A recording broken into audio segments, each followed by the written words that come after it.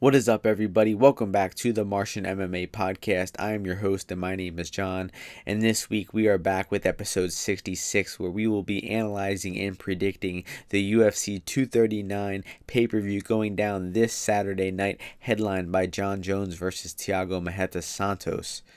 Later in the podcast, after I analyze all of the fights individually, I will be joined by my friend Jamie, who will be joining me to talk about the entire card. Just, a little more light discussion, even though he has some great analysis. I recommend you check it out. If you are just tuning in to hear Jamie's analysis, I would take no hard feelings because Jamie is sharp, man. I was really impressed with his analysis and the way, how mature he was on the microphone. I think he kind of showed me up a little bit. He was, way better spoken than me on the microphone, in my opinion. Maybe I'm just being hard on myself, but, the listeners, you could probably tell as well for yourself later on. So if you're just listening to Jamie's portion of the podcast, then I will give a timestamp at the bottom of the YouTube video or in the description of the tweet or SoundCloud or wherever you're getting this from, even from Reddit. Shout out to everybody over on r/MMA. I get a lot of viewers from Reddit, always been loyal to me over there. So with that being said, we're going to get over to the pay-per-view where we'll be analyzing and predicting all 13 fights on the card. The prelims for this card start at 6:30 p.m. Eastern Time, with the main card starting at 10 p.m. Eastern Time, the classic pay-per-view timing. And with that being said, we're going to start things off with the first fight of the evening, and it is in the women's bantamweight division, where we have Kianzad, who is 11-4, taking on Julia Avila, who is 6-1. Now, the opening betting line for this one was Julia Avila, the favorite, at -135 to Kianzad as the slight underdog at -105. Right now we are seeing Avila -220, Kianzad +180. So a lot more action coming in on the debutante Avila in this one. And I'm kind of shocked behind the line movement, honestly. Avila is coming into this matchup making her UFC debut. She has had some nice performances over in Invicta, but for the most part, I don't think that she deserves this price tag next to her name. Despite her being a very good, well-rounded fighter, I just think that this is a tough matchup for her, where she's taking on Kianzad, who has fought in the UFC before, has fought on the Ultimate Fighter, and has some wins over some decent competition. Most notably Julia Storyalenko, which was a Ultimate Fighter fight on, I believe, the 26th season of the Ultimate Fighter. But starting things off with Avila, she starts her fights very fast. She usually swarms her opponents with wild combinations in the beginning of the fights and the rounds, and she doesn't really have too good defense when she is throwing those long combinations. That was something I noticed, is she kind of just throws her chin to the wind and throws bombs, but she is very good in the clinch. I will give her that. She will have these outbursts of offense, and then she'll clinch you up, and then she will throw some hard strikes on the break. She has good knees and good elbows in the clinch as well. The one thing that she really struggles with is just her composure on the feet. I think that she has bad footwork. I think that she throws too much power into certain strikes, and she of course, like I said, does not have good striking defense. She also has a good front kick in her arsenal that she can use as well, and she can defend a takedown. She has fought Nico Montano, the former women's champion of the flyweight division, and was able to stuff takedowns or get back up from takedowns all throughout that fight. And that was a 5-round fight and only her second pro fight. So Avila is experienced. She's tested. She's very well rounded. But I just like Kianzad in this matchup. I think that Kianzad will be the more technical striker of the two. She looks to come from a Muay Thai background. She also has very good defensive wrestling and was stuffing all of Storyalenko's takedown attempts in their fight. She has a very nice lead left hook, and I think that that's going to be a punch that really comes into play in this matchup. I think that when Avila is marching forward, throwing sloppy combinations, Kianzad's just going to be counter punching her all day with that lead left hook, using her superior footwork and just sliding out of the distance of Avila. And I think Avila's footwork is going to really present some problems for her. She's not going to be able to close that distance, and Kianzad is going to punish her for trying to sloppily enter the pocket. So This is a very close fight. Avila could certainly win this one. She could be the more aggressive striker. She could, land the better punches in this one. But at the current price, I think it's definitely dog or pass. And, when Kianzad was at a plus 195 underdog the other day, I locked in a 1-unit play on her. And I think even where the odds are at now, I think that there is some value on Kianzad. So, Avila's path to victory is, clinching up, using those clinch strikes on the break to outstrike Kianzad. Kianzad has struggled with the clinch a little bit, especially versus Macy Chiesa. So look for Avila to really make a difference in the clinch in this fight. But if Avila can't make that clinch work, be effective in the early rounds of this fight, I think that Kianzad will take over late, and I think that she will outstrike Julia Avila to a 29-28 decision. So the pick for this one is going to be Pannie Kianzad. The next fight takes place in the welterweight division. We have Ismail Naurdiev, who is 18-2, taking on Chance Rencountre, who is 13-3. The opening betting line for this one was Naurdiev, the minus 305 favorite, to Rencountre at plus 225. Right now, over on 5Dimes, we are seeing Naurdiev minus 600 to Rencountre at plus 450. So a ton of action coming in on the favorite Ismail Naurdiev after his very impressive debut in his last fight. And, I don't blame people for jumping in on that early action, but where the line is at now, I think it's dog or pass. I think that there's just no way that you can trust Naurdiev at this price, with only one performance in the UFC. And he did look superb in that performance against Michel Prazeres, a short notice fight where he came in against a guy who was on a 7-fight win streak, who showed insane takedown defense in that fight. Great balance, great ability to get back up to his feet, and he also showed that he has very good striking as well. He has a nice low kick, and he also has some very solid boxing as well. He rocked Michel Prazeres with some head kicks and some punches in that fight. So I was very impressed with Naurdiev in that fight. And, Chance Rencountre also picking up a victory in his last fight. He's a very tall and long fighter, and I don't think that he strikes very well. He was soundly outstruck by Bilal Muhammad in his UFC debut.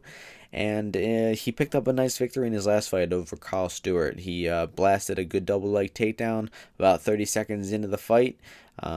His opponent Stewart got back up to his feet, but Rencountre dragged him back down, took the back, and got a rear naked choke in round 1. So it was a nice victory.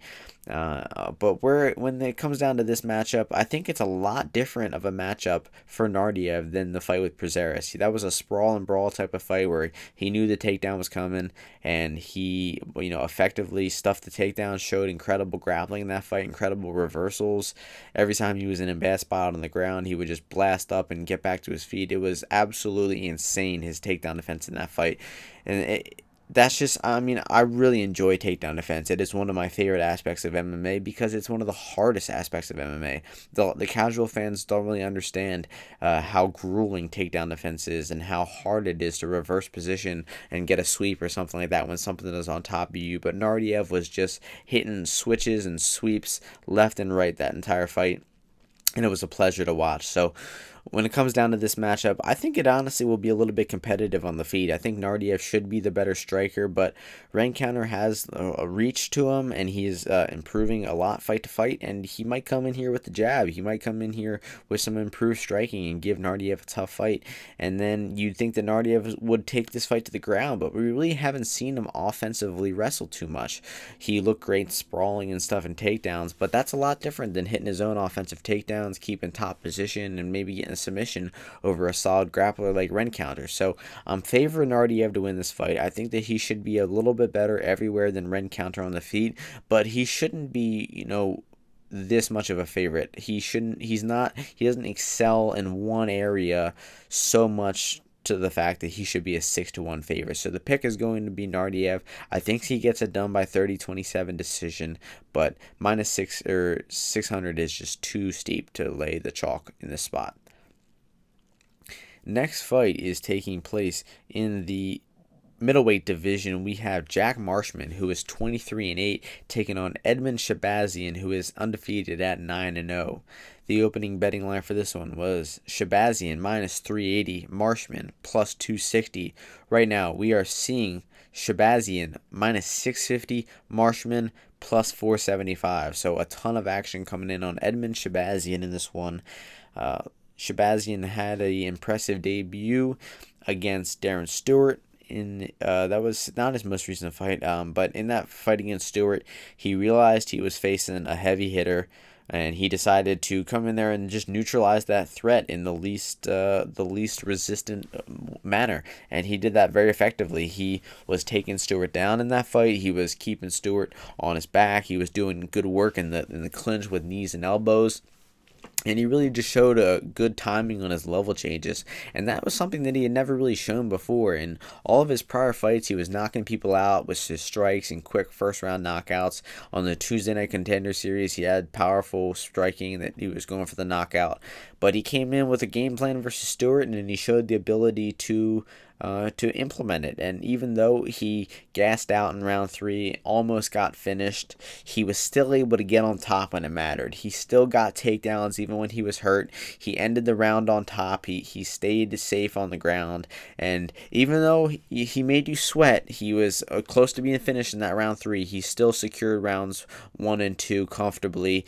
And he showed, the ability to be a well-rounded fighter, to not only knock people out on the feet, but to mix things up with the wrestling, the control, and the clinch game as well. So it was a great performance from Edmund Shahbazyan, even though it was a little sloppy and a little bit of a nail biter.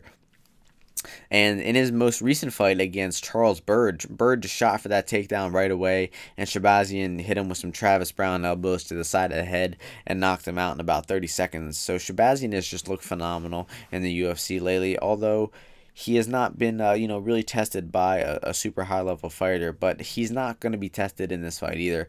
Jack Marshman, no disrespect to him, but is a very one-dimensional fighter. He's here to box. He comes from an amateur boxing background. He doesn't really throw kicks. He doesn't stuff a takedown well. He doesn't defend submissions well. He can't really get up off of his back. So Jack Marshman really has a lot of holes in his game. And even when he's on the feet, he's not really much of a knockout guy. He doesn't have much power. He can be kind of low output. And, you saw that the last fight against John Phillips. It was a fight that razor close decision. A lot of people thought he lost that fight. And honestly, I couldn't tell you who won or lost because it's too boring to rewatch. I think I had a bet on Marshman to win by decision in that fight, so I was comfortable cashing it and never looking back. So, Marshman looked bad in that fight, though. He looked sloppy, old, slow, and I think that Shahbazyan should be able to honestly outbox Marshman on the feet in his own game.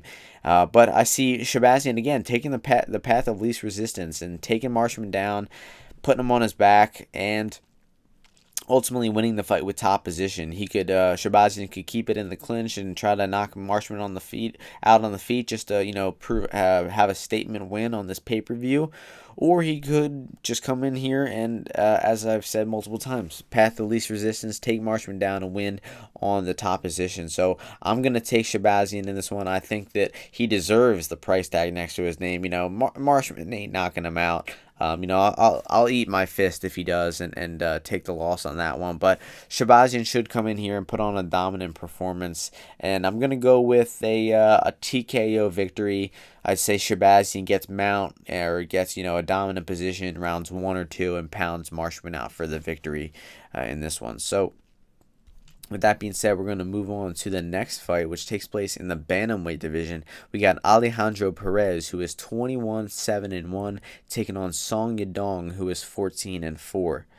The opening betting line for this one was Yadong, the minus 185 favorite, to Perez, plus 145.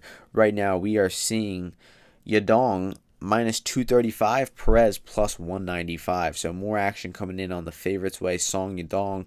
And Yadong is a very talented Chinese striker. He trains at Team Alpha Male. He's got real fast and crisp striking. He usually starts the rounds fast and comes blitzing at you with usually with like a flying kick or something like that. But he's very light on his feet. He's always moving. He's got good footwork. He throws a lot of body kicks, and he's just got a very, good striking game. Nothing too crazy, nothing out of this world, but he's got very solid fundamentals on the feet. We have not seen him grapple much, not much at all, honestly. But luckily for him, Alejandro Perez is not really the offensive grappler. So Yadong, in his one of his most recent fights, he fought Vince Morales, and he was able to cleanly outstrike Vince Morales in rounds 1 and 2 of that fight. But in round 3, he started to slow down a little bit, and he lost round 3 of that fight to Morales. But still, 29-28 on the scorecards for Yadong. And in his fight with Felipe Arantes, his most recent fight, he was able to stuff the takedowns of Arantes and just dominate the grappling exchanges against the supposedly the better grappler, who was a jiu-jitsu brown belt. Yadong was on top the entire time, avoiding submissions and landing some good ground and pound. And he eventually clinched up Felipe Arantes and knocked him out with an elbow in the clinch in the second round. So Yadong has looked great lately, and I'm really looking forward to seeing him make his United States debut in this one. Looking forward to seeing him against top-level competition. And Alejandro Turbo Perez, a very funny fighter, man. This guy has ways of winning. He has ways of squeaking out decisions or something like that, and he's a good fighter, though. He's very well rounded. The area that I think he struggles the most in is his defense. I think he's a little too hittable. He's been dropped multiple times before, specifically by Andre Sukumtak. Got dropped 3 times in that fight, but he still won. That's what I'm talking about when I say that he has a way to win. He got dropped 3 times in a fight, but still won the fight somehow. It's probably more likely that the judges had the fighters mixed up and scored the fight wrong, but still, Perez won the fight according to this official decision. So Perez has, pretty nice striking. He was attacking the leg kicks versus Cody Stamann, and he also had great takedown defense versus Cody Stamann. Stamann's a high-level wrestler, and he really struggled getting Perez down. I don't think he ever really got him down. Even though Perez was stuffing the takedowns in that fight, Cody Stamann was able to outbox Perez for a decision. Perez just wasn't being aggressive enough, wasn't landing cleaner shots, and was outstruck for a decision by Stamann in that one. So Perez is just a little too low output for me, for my liking. Even in the spot as almost a 2-1 underdog, I don't like his price. I think the line where the line is set now is fairly accurate at Yadong at around minus 250 or so. So I think that Yadong will be the more technical striker on the feet. I think he'll be faster. I think that he'll be lighting Perez up with punches. I see this one being a dominant decision for Song Yadong. Perez, he could surprise us. He could, show that there are levels to this and that he's one level ahead of Yadong. He's fought the better competition for sure. And he could use that experience and come in here against Yadong and put on a great performance and get the victory. But I don't see it happening. The one best chance I think Perez has in this one is getting the knockout. I think both of these guys like to trade in the pocket for short bursts of time. They'll be technical, and then they'll trade for 5 punches, and then they'll exit the pocket. So I wouldn't be surprised to see one of these guys, or both of them enter the pocket, swing big punches, and then one of them go down at some point. But the official pick is going to be Yadong by 30-27 decision. Next fight is in the women's bantamweight division. We have Claudia Gadelha, who is 16-4, taking on Randa Markos, who is 9-6-1. The opening betting line for this one was Claudia Gadelha, the minus 365 favorite, to Randa Markos, plus 255. Since then, line margins have tightened up. We are now seeing Gadelha minus 235 to Markos, plus 195. So the public is disagreeing with the odds maker in this one, and more action coming in on Randa Markos' way. Although there is two-way action on this fight, it's a close matchup. And a few years ago, 2015, I think Gadelha would have been minus 900 in this spot, but Gadelha has had a steep decline. She used to be an elite fighter, really was. Had fought Jacek a few times, fought for the belt a few times, just came up short. And the decline that she has had, man, it is really something to watch. It seems like she lost a lot of technique on the feet. I don't know where it went, but her defense has suffered. Her chin might be a little deteriorated. She got dropped by Claudia Gadelha, by Carla Esparza in their most recent fight. And Gadelha has major problems with her cardio. She has always had problems with her cardio. She still has problems with her cardio. And it seems like in round 3, man, she's just huffing and puffing versus every single opponent. So if this fight goes, the longer it goes, the more it favors Randa Markos. But I think it is a very favorable matchup for Claudia Gadelha, despite her steep decline.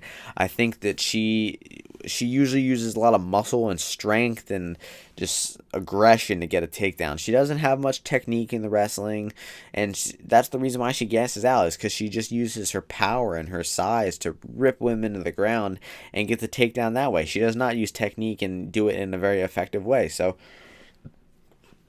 I see Gadelha getting Markos down in round 1, and I see Markos really struggling from the bottom position. I think that Markos won't be able to avoid the takedown. She really does not have good striking. I think that Gadelha, if she really wanted to, she could just stay on the feet and outbox Markos in this one. But I think that it's kind of in Gadelha's instincts to grapple. So I see Gadelha getting the takedown in round 1 and just being really heavy from top position, throwing heavy ground and pound shots, and possibly opening up a submission for Claudia Gadelha in round 1 of this fight. But if this one goes past round 1, man, that's when it's going to get interesting. That's when girls like Ansaroff and Esparza have been able to stuff Markos's takedowns, or have been able to stuff Gadelha's takedowns, excuse me, even though both of them they've all fought each other. They all have a lot of common opponents. So I think that, Ansaroff and Esparza were able to stuff the takedowns in rounds 2 and make it a much more competitive fight. Ansaroff flat out won the fight between her and Gadelha, outstruck in rounds 2 and 3 for a decision. Even though Gadelha did manage to get a takedown in rounds 2 versus the fight with Ansaroff. So Gadelha could get Markos down in round 2, but her energy is going to be on E at that point. She just does not have the frame or the cardio to grapple for 3 rounds straight. So if this one gets to the third, man, it's going to get interesting. I expect Markos to win the third round no matter what. It could be Gadelha winning 29-28, winning the first 2 rounds. We could see an early finish from Gadelha. Gadelha is an elite grappler, and she should be able to take Markos down and tap her out in this one. But with that steep decline in her career, I cannot trust her at these odds. I don't think that there is much value on Markos at plus 195. Maybe if you got her at where the line opened up at what was it, plus 235, 255. Yeah, there's some value there for sure. But where the line's at now, it's about accurate. I'm gonna pick Claudia Gadelha to get it done by first round submission. The next fight takes place in the bantamweight division. We have Marlon Vera, who is 15-5-1, taking on Joaquin Hernandez, who is 10-2.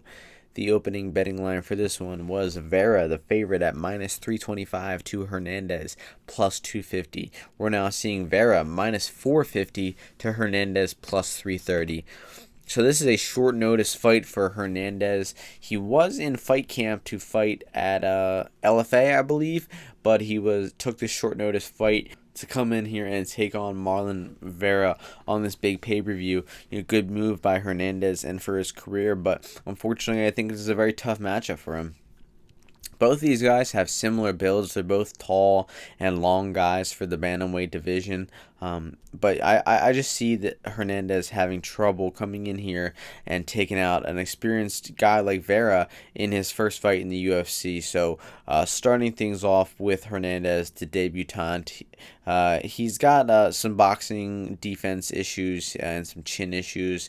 He was knocked down multiple times in his fights in LFA, and I only saw a few of his fights, and he was dropped in those few. So it's definitely something to be concerned about, getting dropped in the regional scene. He's coming in here, and he's facing a guy with some slick striking and some good power in Marlon Vera. So the one thing that really impressed me was Hernandez's takedown defense. He's looked really good defending takedowns. He's got a nice sprawl.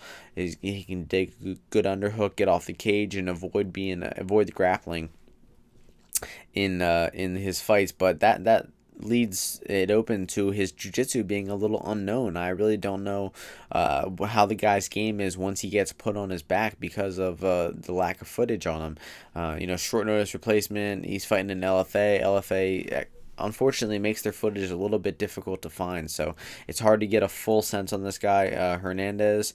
So getting over to Marlon Vera, he is a notorious slow starter, typically loses round one. He's lost round one to some low-level guys like Guido Canetti, even Luigi Burin, I think, beat Marlon Vera in the first round, or gave him a close round at least. It takes him a while to get into the swing of things, but he definitely made an improvement in that last fight with Frankie Saenz. I mean, it only took him 90 seconds to outbox Frankie Saenz and land an effective counter punch. It was actually a stiff jab that dropped Frankie Saenz, and he was able to finish it up with some ground and pound to get the finish. He showed good leg kicks in that fight and good slick counter punching. Vera trains a lot with Eddie Bravo. I'm sure he's got a great jiu-jitsu game. And with Hernandez's jiu-jitsu game being unknown, that could be a path to victory for Vera. He might think that there's a weakness in Hernandez's game. I don't know where he would get that sense from, considering that he's had, good takedown defense. I would imagine that his jiu-jitsu is pretty good as well. So I think that this fight will play out on the feet. I think that the edge should go to Vera. He's the more experienced, the more polished guy. He has better defense, although his defense is not great either. Hernandez could come in here and blow our socks off with a great debuting performance, knocking out a experienced UFC guy like Marlon Vera. I just don't see it happening. It could happen. Like I said, that's definitely his path to victory, is for Hernandez to try to hit Vera early with a big, powerful, explosive shot. Hernandez does have very good flying knees. He can throw hurt you with those flying knees from a long distance. But he just has too many defensive issues for me to trust him in this matchup. I think Marlon Vera will pick him apart when the striking on the feet and eventually land a knockout somewhere in the second or third round. The next fight takes place in the featherweight division. We have Gilbert Melendez, who is 22-7, taking on Arnold Allen, who is 14-1. The opening betting line for this one was Arnold Allen, the favorite, at -245 to Gilbert Melendez at +175. Right now, we are seeing Arnold Allen -390 to Gilbert Melendez at +320. Much more action coming in on the favorite, Arnold Allen's way, and deservingly so. Arnold Allen has looked very impressive lately in the UFC, and throughout his entire UFC career. His only professional loss comes to Marshman back in Cage Warriors in 2014. But my man is on a 7-fight win streak. He is 5-0 in the UFC. He's got a couple of nice chokes in there and a couple of nice decision performances as well. Gilbert Melendez, the veteran of the fight game, former Strikeforce lightweight champion. He's coming off of a long layoff. The last fight was in September of 2017, so 1 year, 9 months away from the cage for Gilbert Melendez, and he's also on a 4-fight losing streak as well. And that last fight versus Jeremy Stephens, he took a lot of punishment. That was only his first fight at featherweight, and his debut, you could say, was unsuccessful at the least. He got his legs kicked off. He had some massive damage that was done to his legs by Jeremy Stephens in that fight. Melendez just wasn't checking the leg kicks, simple as that. He was doing well. He showed incredible toughness throughout that fight by not getting finished, even though his leg was chewed up just a few minutes into the fight. He stood in there, hung tough, was trying to box a little bit with Stephens, but eventually the leg kicks just accumulated so much damage that Stephens started to outbox Melendez as well. So Melendez does have a path to victory in this fight. He could come out here, possibly hit offensive takedowns versus Arnold Allen, put him on his back like Allen has struggled with in the past, like versus Mads Burnell. Melendez could come in here and try to outbox Arnold Allen, but the way I see it is Arnold Allen is just, much more committed to the fight game at this point. He has been active and picking up victories over, good competition. He is come back from fights that he was losing, like the Mads Burnell fight when he pulled off the choke. He's had competitive, high output grappling fights with Makwan and Murakami where he tested his cardio. He ended up on top in round 3 when it really mattered, when the fight was up for grabs. Arnold Allen was able to gut it out and win that split decision on the cards. And Arnold Allen is just, his striking is really good. He's real fast on the feet. He's got solid boxing. He's got good kicks as well. He's real light on the feet. And he has a wicked front kick, man. He's really good at that kick, and he has good takedown defense as well. Where he gets taken down is in the center of the cage. Against the cage, he can defend really well, but and he can get up off his back as well too. So it really took a high level grappler like Mads Burnell to give Allen some trouble on the mat, and I just don't see Melendez being able to do so. I would love for Melendez to come in here and turn back the clock and put on a great performance over a prospect like Allen. But with that layoff, that 1 year, 9-month layoff, with him dropping down to featherweight and having that unsuccessful debut, he's getting up there in age. Melendez, he's had suspensions from USADA in the past. He's no longer on the good dope. I just don't see this being a very favorable matchup for him in this one. I honestly see it as Melendez wanting to come back for a fight, and the UFC giving him Allen as knowing that they have a great prospect in Arnold Allen, and they're trying to get him a big victory on his resume, so they're giving him Melendez in this one. So that's not really coming into why I'm picking the fight. Now I'm picking Allen to win because he's the better fighter. He has the more path to victories. He's just going to be the quicker guy. I think the speed is going to be very evident in there on Saturday night. Allen should be stuffing the takedowns if Melendez attempts so. I think that Allen should be the quicker striker on the feet, and he should win this fight comfortably. I'm going to go with a 30-27 decision for Arnold Allen, but where the betting line is now, it is dog or pass, and Gilbert Melendez at plus 320 is worthy of a value bet, honestly. He's still a crafty veteran. He's still tough as nails. He's hard to finish.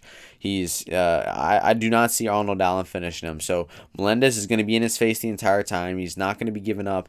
He's going to be marching forward, throwing punches, and Arnold Allen is going to have to be on his A game to beat him. And I think that Allen shows up. I think that he does get the victory, but it's dog or pass where the line is at right now. With that being said, we are moving on to the main card of the evening. We got 5 incredible fights for the pay-per-view portion of the card going down at 10 p.m. Eastern Time from Las Vegas, of course, the T-Mobile Arena, the new home of the UFC in Las Vegas. So starting things off in the welterweight division, we got Michael Chiesa, who is 14-4, taking on Diego Sanchez, who is 29-11. The opening betting line for this one was Chiesa, the favorite, at minus 275. Sanchez, plus 195. Right now, we are seeing Chiesa, minus 350. Sanchez, plus 290. So I disagree with the line movement in this one. I disagree with where the line was set. I think that Michael Chiesa should be 2-1 in this one.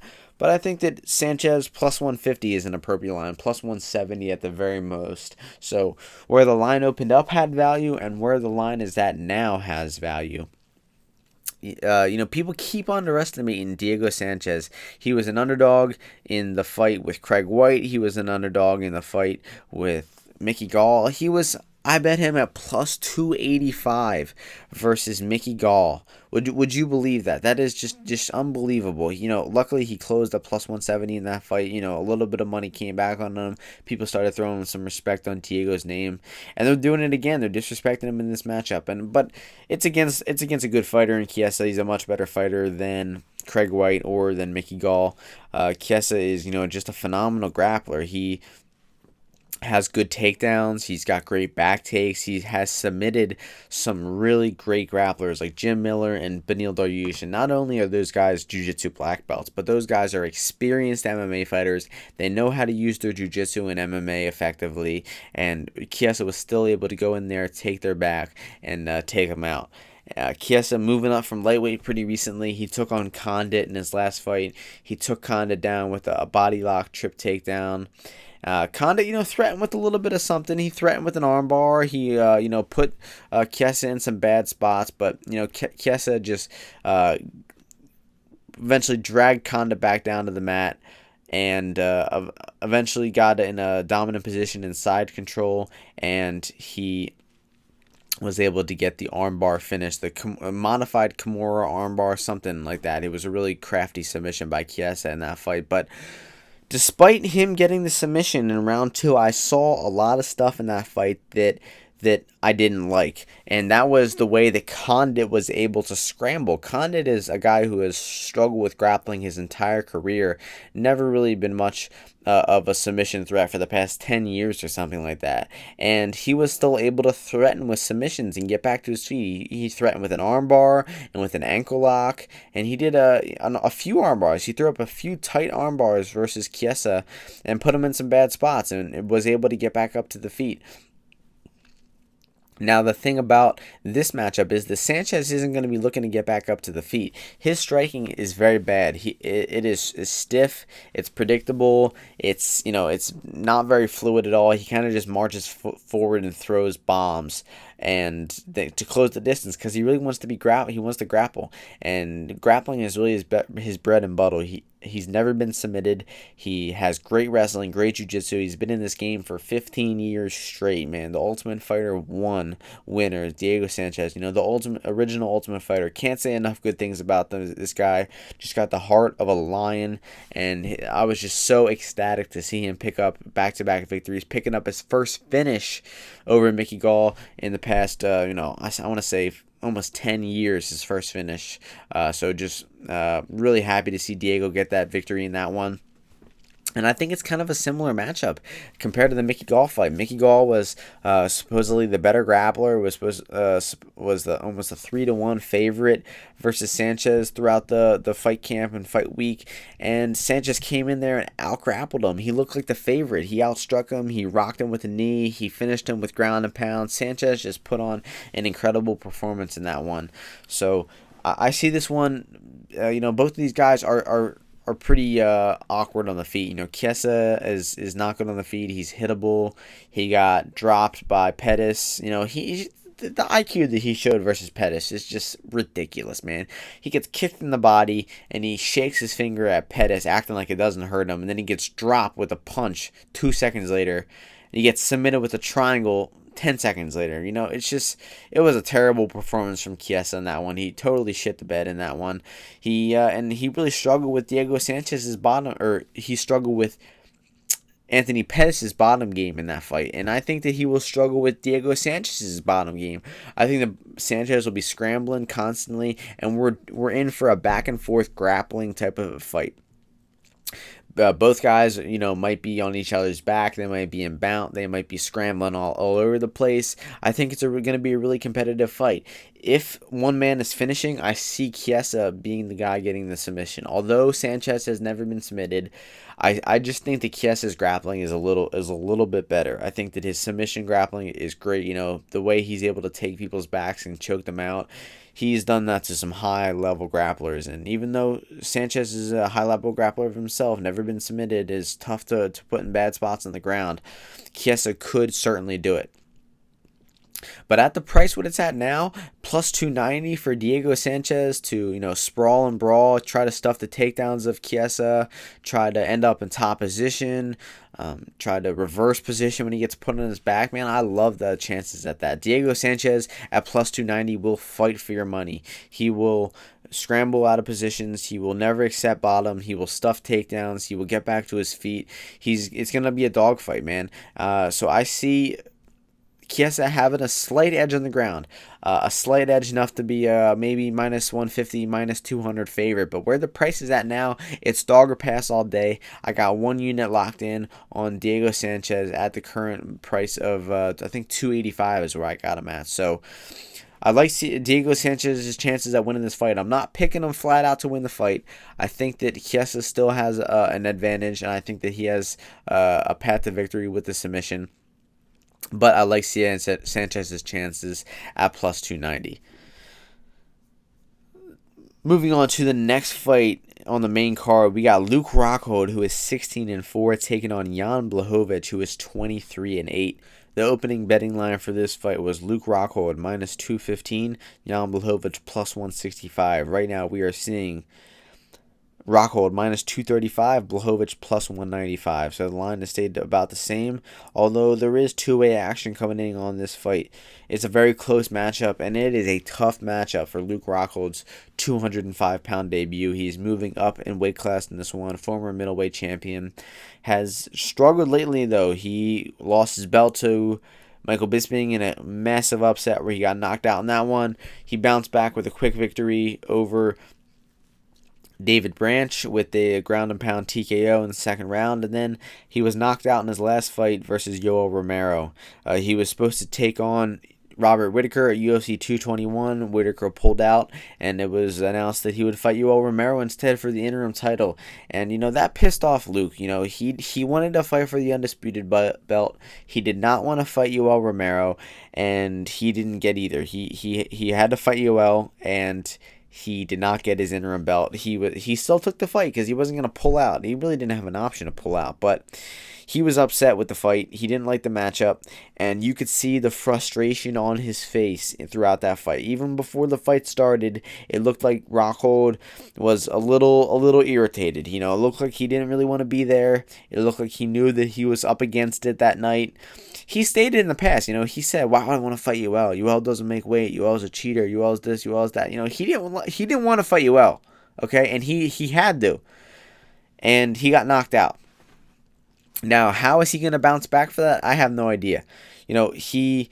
Rockhold has a huge ego on him, and I think that every single time the guy loses, it takes a lot out of him. It takes a big toll on his mental game, and it takes a big toll on his ability to trust his physical tools. I don't think is going to be the same fighter he ever once was. The fighter that won the championship that knocked out,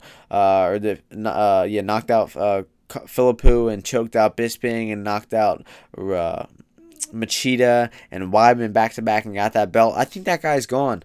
That guy is 2015, 2016 Rockhold, and now it's 2019. I think that Luke Rockhold is just not nearly as dedicated as he was to fighting.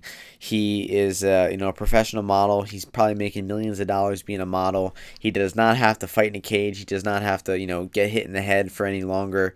He was a champion. He's done everything in his career. I don't see him getting the belt at 205 pounds, and I could see Luke Rockhold having one foot out the door. So when it comes down to the matchup, though, let's talk about how these two match up. Jan Blachowicz, an established light heavyweight, been in the division for a long time, and has fought some very, very talented light heavyweights. Lost his last fight to Thiago Santos by knockout. Was fighting a good fight up until round 3, and he got a little sloppy. He blitzed Thiago Santos in round 3, and he got countered with a left hook, right hook combo, and dropped and finished with some ground and pound. But up until that point, he was fighting well. He's an orthodox striker. He's got a great jab. He does have a good chin. Although he got knocked out by Santos last fight, he has done really well in the past dealing with heavy hitters. Most recently being Jimmy Manuwa and Nikita Krylov. He dealt with both of those guys very well and picked up impressive victories. One with a submission over Krylov and a decision victory over Manuwa. He showed good cardio in that Manuwa fight. He showed a good chin, and he did a lot of great things in that fight. He's got a good outside leg kick. I already mentioned how his jab is really his best weapon. He's got good counter punching as well. Jan Blachowicz, he was really counter punching Manuwa well with like a rear uppercut left hook combination. He rocked Manuwa a few times with that, and he also has the ability to hit a double leg takedown and stay in top position to get a submission. He's got really good grappling as well. Blachowicz is just a phenomenally well-rounded fighter. Now, we talked a lot about Rockhold, kind of my personal take on him and his career in the beginning, but let's get down to some more detailed analysis of the fighter that he is. He's that long southpaw. He's got a great kick. He'll go to the leg, the body, the head. He mixes it up very well. He has always struggled with boxing, though, man. The boxing is his weakness. It's his Achilles heel. It's a glaring weakness for Rockhold. that he got knocked out with the punches versus Michael Bisping. He got caught in that one. He got hit with some heavy shots versus Dave Branch when they fought. And then in the last fight was caught behind the ear with that big overhand left and finished with that punch too. So Rockhold just has very glaring weaknesses with his boxing defense. And let me tell you something, he ain't fixing them. It's not in his nature to fix him. If he was a world champion without the boxing defense, he's not going to fix it. If he lost his world championship due to his poor boxing defense and didn't fix it, he's not fixing it now. You might, if you're betting on Rockhold in this fight and you are banking on him making improvements over the past year and a half, don't. Okay, he's moving up 20 pounds in weight class. He's taking model gigs for Polo Sporting Goods. He is, getting up there in age. I just don't like the matchup for him. He's fighting. He's getting thrown to the wolves right away. Getting a top 5 light heavyweight, a guy who's got good counter punching. He's got a good style to deal with Rockhold. I'm really liking on Jan Blachowicz in this matchup. Now I could be falling in love with the price tag. I could be seeing Blachowicz at plus 195 and thinking that he's going to win this fight. But man, I really like Jan Blachowicz's chances to win this fight. I think that he can counterpunch Luke Rockhold. He could possibly test the chin of Rockhold. He could be leg kicking Luke Rockhold, and it's going to be a really interesting fight. Now, Rockhold, I'm not totally counting the guy out. He could come in here and improve. He could come out here with a good game plan where he's kicking, he's staying at range, lighting up the body kick of Blachowicz, mixing it up with the head and the low kicks as well. He is capable of coming out here and winning this fight, but where the current price is, there's no way I trust Luke Rockhold at minus 235 in his light heavyweight debut against an established light heavyweight like Jan Blachowicz. So I expect this fight to be a really, really good fight. It should be a really close technical striking battle. I give the edge to Rockhold in the kicking aspect of things. I give the edge to Jan in the boxing aspect of things. If this fight hits the floor, I'd say it's more likely that Jan Blachowicz is the one looking to offensively initiate the grappling. I don't think Rockhold is much of the offensive grappler. He's not really the one to go out there and hit takedowns unless the opportunity really presents itself, like the Weidman spinning back kick. Then he can hit the takedown. But once he gets on the ground, Rockhold is talented, man. He's got great top control, great submissions, great ground and pound. And if this one hits the mats, it should be competitive as well. So I really see this fight as a 50-50 type of fight, maybe a 55-45 type of lean for Rockhold, because he should be the more technical, well-rounded fighter. But Blachowicz has got the size advantage, I believe. He's got the experience at light heavyweight. He's been more active lately. I think is improving more. And I'm gonna go out there and I'm gonna pick Jan Blachowicz to pull off the plus 195 upset against former champion Luke Rockhold. I think he's going to get it done by knockout. I think he will knock Luke Rockhold out in round 2. Moving on to the next fight in the welterweight division, we got Ben Askren, who is undefeated at 19-0, taking on Jorge Masvidal, who is 33-13. The opening betting line for this one was Askren, the favorite, at minus 230, Masvidal plus 170. Right now, we are seeing Askren minus 235, Masvidal plus 195. So same odds as the last fight. Very interesting matchup in this one. We got Askren, the notorious folk style wrestler, coming in here to take you down. He's got no striking. He's got great takedowns. He chains together takedowns great. He'll go from double to single to arm drag to back take to everything. He mixes it up really well. And once he gets you on the ground, he's got great top control, great ground and pound. He hand traps well, and he'll hit you with some really creative ground and pound. But that's really it. That's Askren's game. He's got bad striking. He desperately closes the distance to get the takedown. And if he can't get the takedown, it gets ugly. He starts shooting for ankles and grabbing legs and grabbing a hold of anything he can get a hold on. But a lot of his fights do end up on the ground. Pretty much all of his fights end up on the ground. He is a very talented wrestler, and he will get Masvidal down at some point in this fight, I believe. Masvidal does have great takedown defense. He's been hard to take down in the past.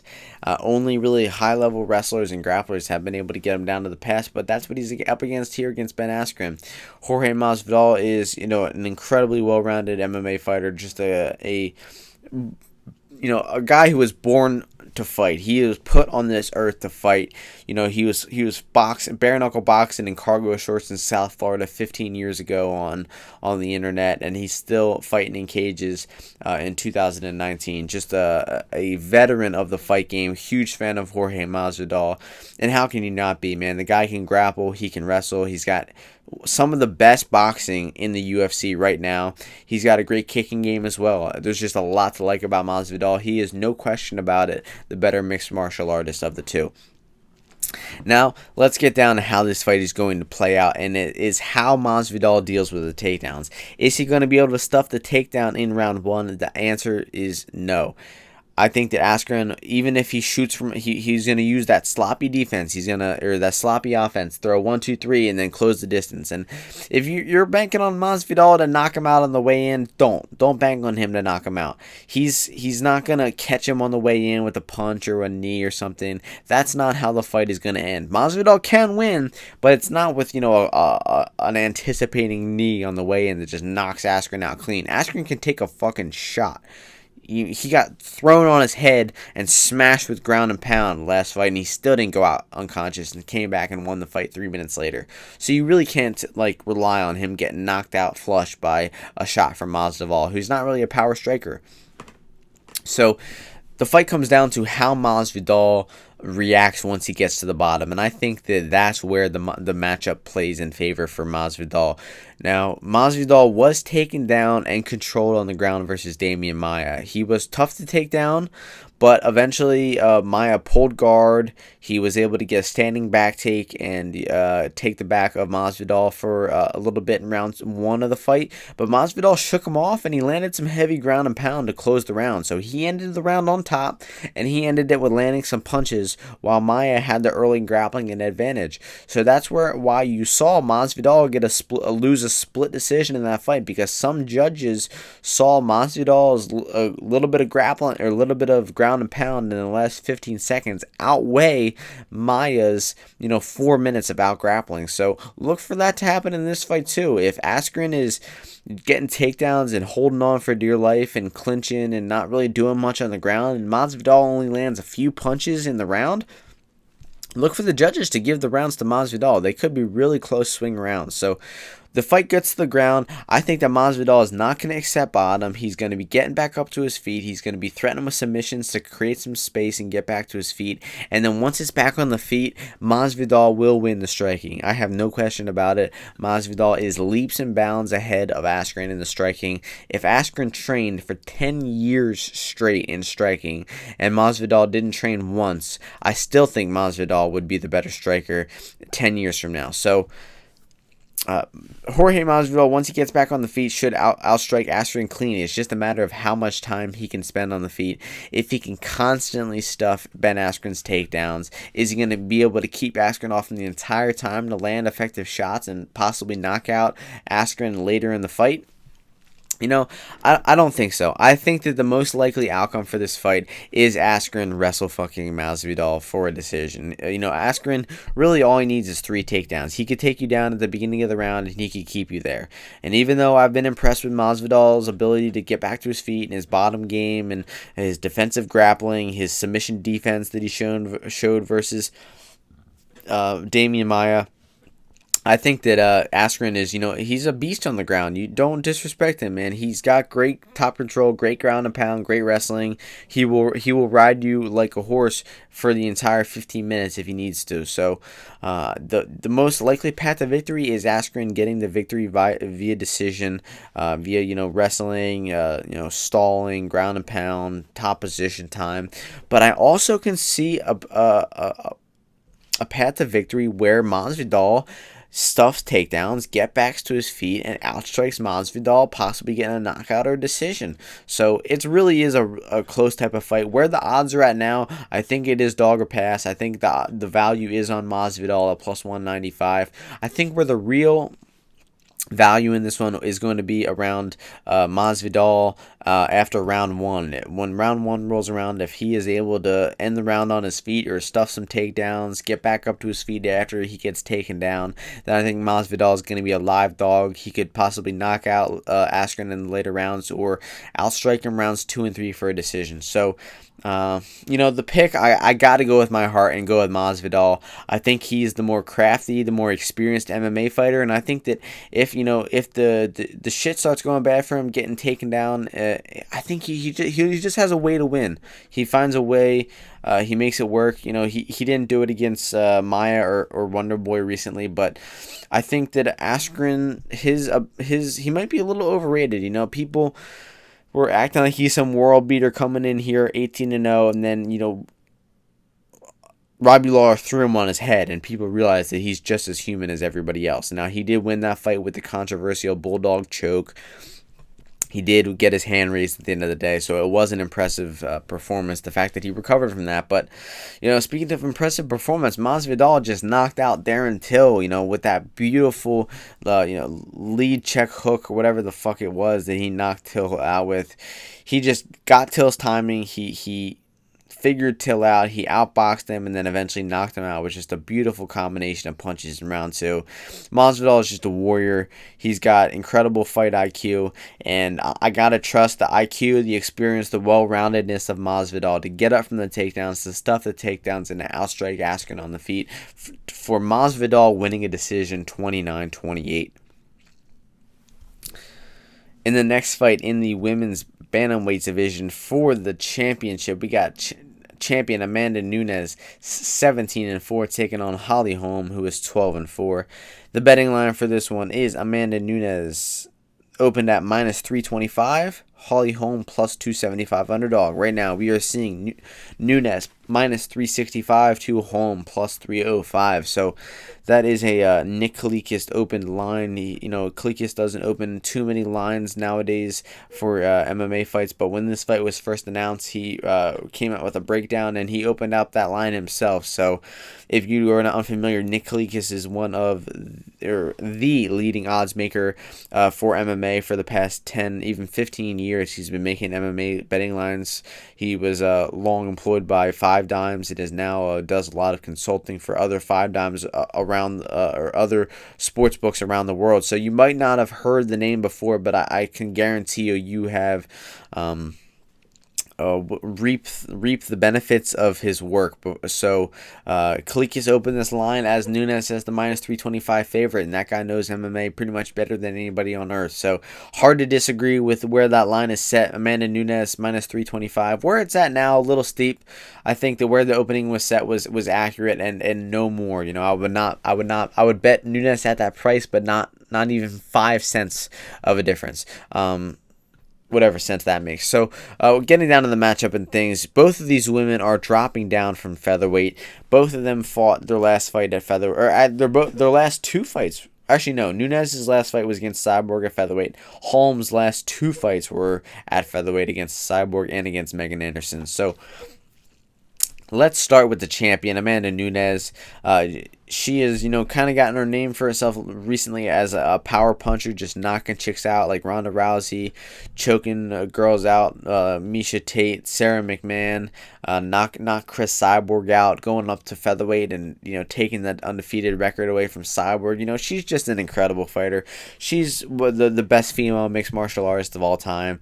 If she beats Holly Holm this weekend, she will be the first woman, or she will have beaten every single women's bantamweight and featherweight champion in UFC and Strikeforce history, which is just an incredible accolade, beating every single champion at 2 weight classes and 2 promotions.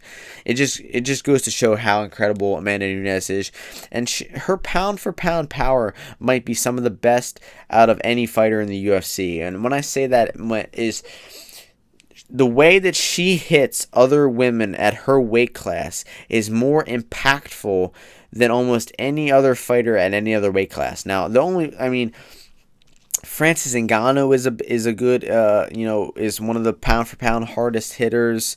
Yoel Romero is one of the hardest hitters, but I'm telling you, Nunes at her weight class is right up there. Her power is just unmatched amongst these bantamweights and featherweights. So this fight's taking place at bantamweight. Nunes, she's got long, powerful punches, incredibly fast boxing. She's got great low kicks. She'll dig to the calf on that one. She's got good cardio as well. She's gone the full 5 rounds with Shevchenko. She got the 5th round finish versus Pennington last year. She's got a great ground game, good wrestling, jiu-jitsu black belt, good submissions. She can fight in a lot of different ways. She can offensive wrestle you. She can sprawl and brawl. She can fight technical, like a striking matchup like she did versus Valentina, or she can go out there and just brawl you or blitz you and take your head off like she did versus Ronda Rousey, like she did versus Chris Cyborg in her last fight. Let me just emphasize how incredible that performance against Chris Cyborg was, man. Every time I watch those 48 seconds of that fight, man, I get chills up and down my spine. The commentary going crazy, just screaming their head off. They don't even know what to say. They're just screaming.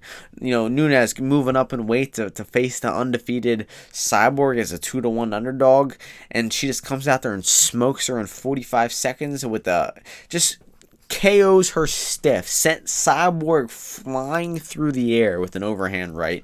Nunes is just an incredible talent.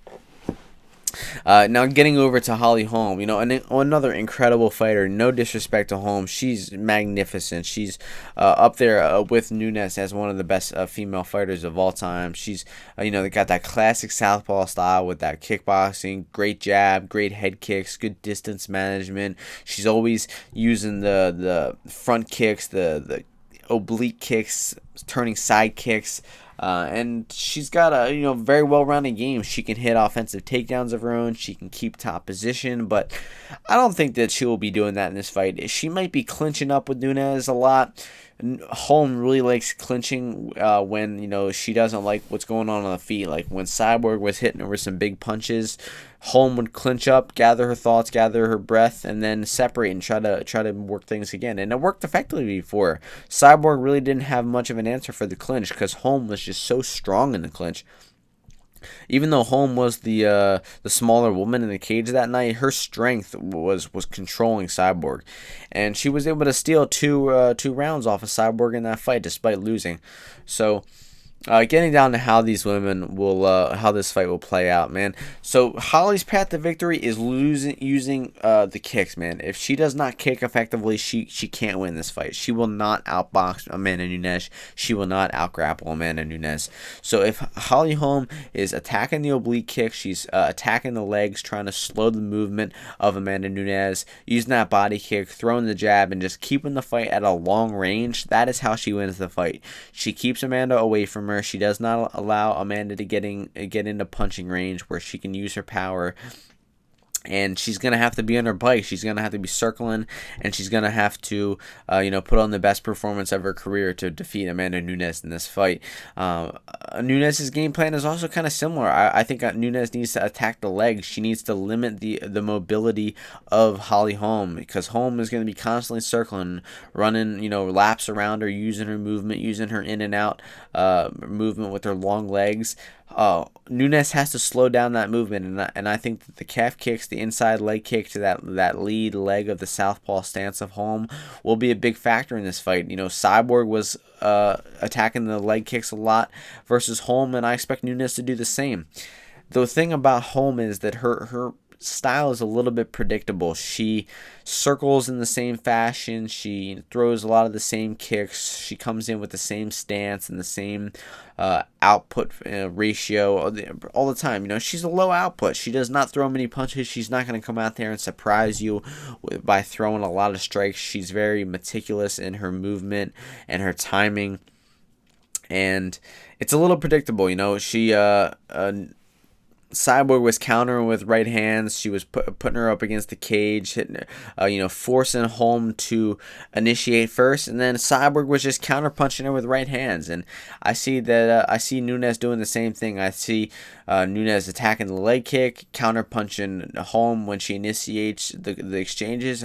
Nunes is going to be landing that right hand all day, and I think Nunes has a great chance at landing a power shot and knocking out Nunes along the way. So I favor Nunes heavily in this fight. I went over how Holly can win this fight with a kick, heavy game plan with that distance management, but I don't see her implementing that game plan. I don't think that she will be able to keep Nunes off her. I think at some point Nunes closes the distance, gets in a boxing range, and then really just dictates the fight once she gets there. She could either hurt Holly with a punch and possibly get her out of there, finishing Holly for the first time, or she could outstrike Holly Holm to a decision, maybe mixing some offensive wrestling, some top control, and just show her overall well-rounded mixed martial arts game. So I expect Amanda Nunes to come out here and win the fight comfortably.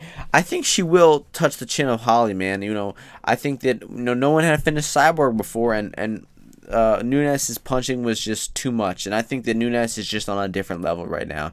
I think she's in her physical prime. She hits like a Mack truck, and I see her knocking out Holly Holm. I gotta go with the first round, man. I gotta go with the first round. Nunes has starched so many incredible women fighters in the first round. Why stop here? So I'm picking my girl Amanda Nunes to get the victory via first round knockout. So that takes us to the main event of the evening for the light heavyweight championship. We got the champion Jon Bones Jones, who is 24-0-2, taking on Thiago Santos, who is 21-6. The opening betting line for this one was Jon Jones, the minus 850 favorite to Thiago Santos at plus 625. Right now, we are seeing Jon Jones minus 650 to Thiago Santos at plus 475. Now, I believe Nick Kalikas opened this fight minus 700 for Jones and Santos plus 500. So a little bit different than the minus 850 plus 625 opener that I just mentioned. But Kalikas is regardless agreeing with Jones being a 7-1 favorite in this fight. And I couldn't agree more. I think where the line is set is very accurate. Here's what we're dealing with. We're dealing with one of the best well-rounded mixed martial arts of all time, top 5 fighters of all time, no doubt. Jon Jones, some of the best fight IQ, some of the best just overall MMA skills that we've ever seen.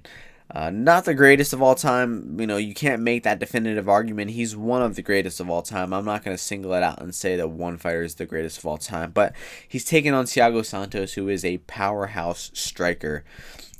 Santos is a former middleweight, moved up to light heavyweight in this one, and has looked great at light heavyweight so far, picking up victories over Eric Anders via doctor stoppage after the third round. He knocked out Jimmy Manuwa in an absolute slobber knocker of a fight.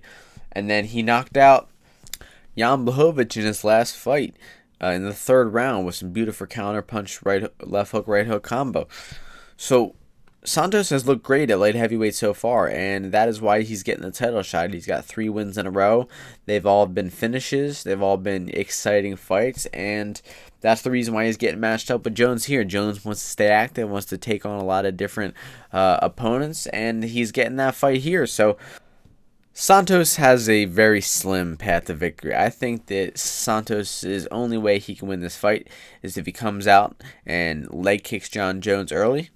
He sets up the punches with the leg kicks. So if he starts the fight, no punches, not blitzing, not going crazy, just be careful of the takedown. Jones is not going to be the one to throw the first punch and to swarm Santos into the pocket. He just got to watch the early takedown of Jon Jones. So then Santos has got to get off a couple good leg kicks. And right when he gets Jon Jones thinking about the leg kicks, then he has to unleash the punches. That's when Santos can get the job done. Now, it is a very, very small window that he's looking at to get the job done. But make no mistake, man. Thiago Santos throws absolute bombs. John Jones's boxing defense is not very good. It's always, kind of been his Achilles heel. His offensive boxing and defensive boxing have always been his weakest aspect of his game. So if Santos gets him thinking about that low kick, throwing some power calf kicks, gets his leg hurting, and then swarms him with the punches, that is where Santos can win the fight. But if he does not knock Jones out in the first maybe few exchanges, then I see his chances going down and down and down. As the fight goes on, Jones will figure him out more. He will get his timing down. He will download all of Santos's information and have him figure it out by 7.5 minutes into the fight. So Santos's path to victory is an early knockout. The later the fight goes, the worse it'll be for Santos. Santos's grappling is his weakness. He has had problems with wrestlers, with grapplers, has been taken down and choked out before. The fight that really comes to mind is the Eric Spicy fight. He was, he got a guard pulled on him, he got his back taken, and he got choked out. So he's shown a weakness on the ground. He has lost by submissions a few times, and I'd say that John Jones is going to look to get the takedown in this fight and look to exploit Santos on the ground. I don't see Jones hunting a submission on Maheta here. I see him more wearing on Santos, just being heavy on top, not giving Santos any room to escape, and then eventually getting a TKO from top position in round 3 or 4 in this one. That's definitely the most likely outcome. Jones could coast to a decision. He could, like he did against Anthony Smith, and win a decision, a comfortable decision in that one. And of course, Santos could knock him out early, but his chances are, right around 15-20%, somewhere around there. I'll be definitely cheering for Santos. I've been a big fan of the guy for a long time.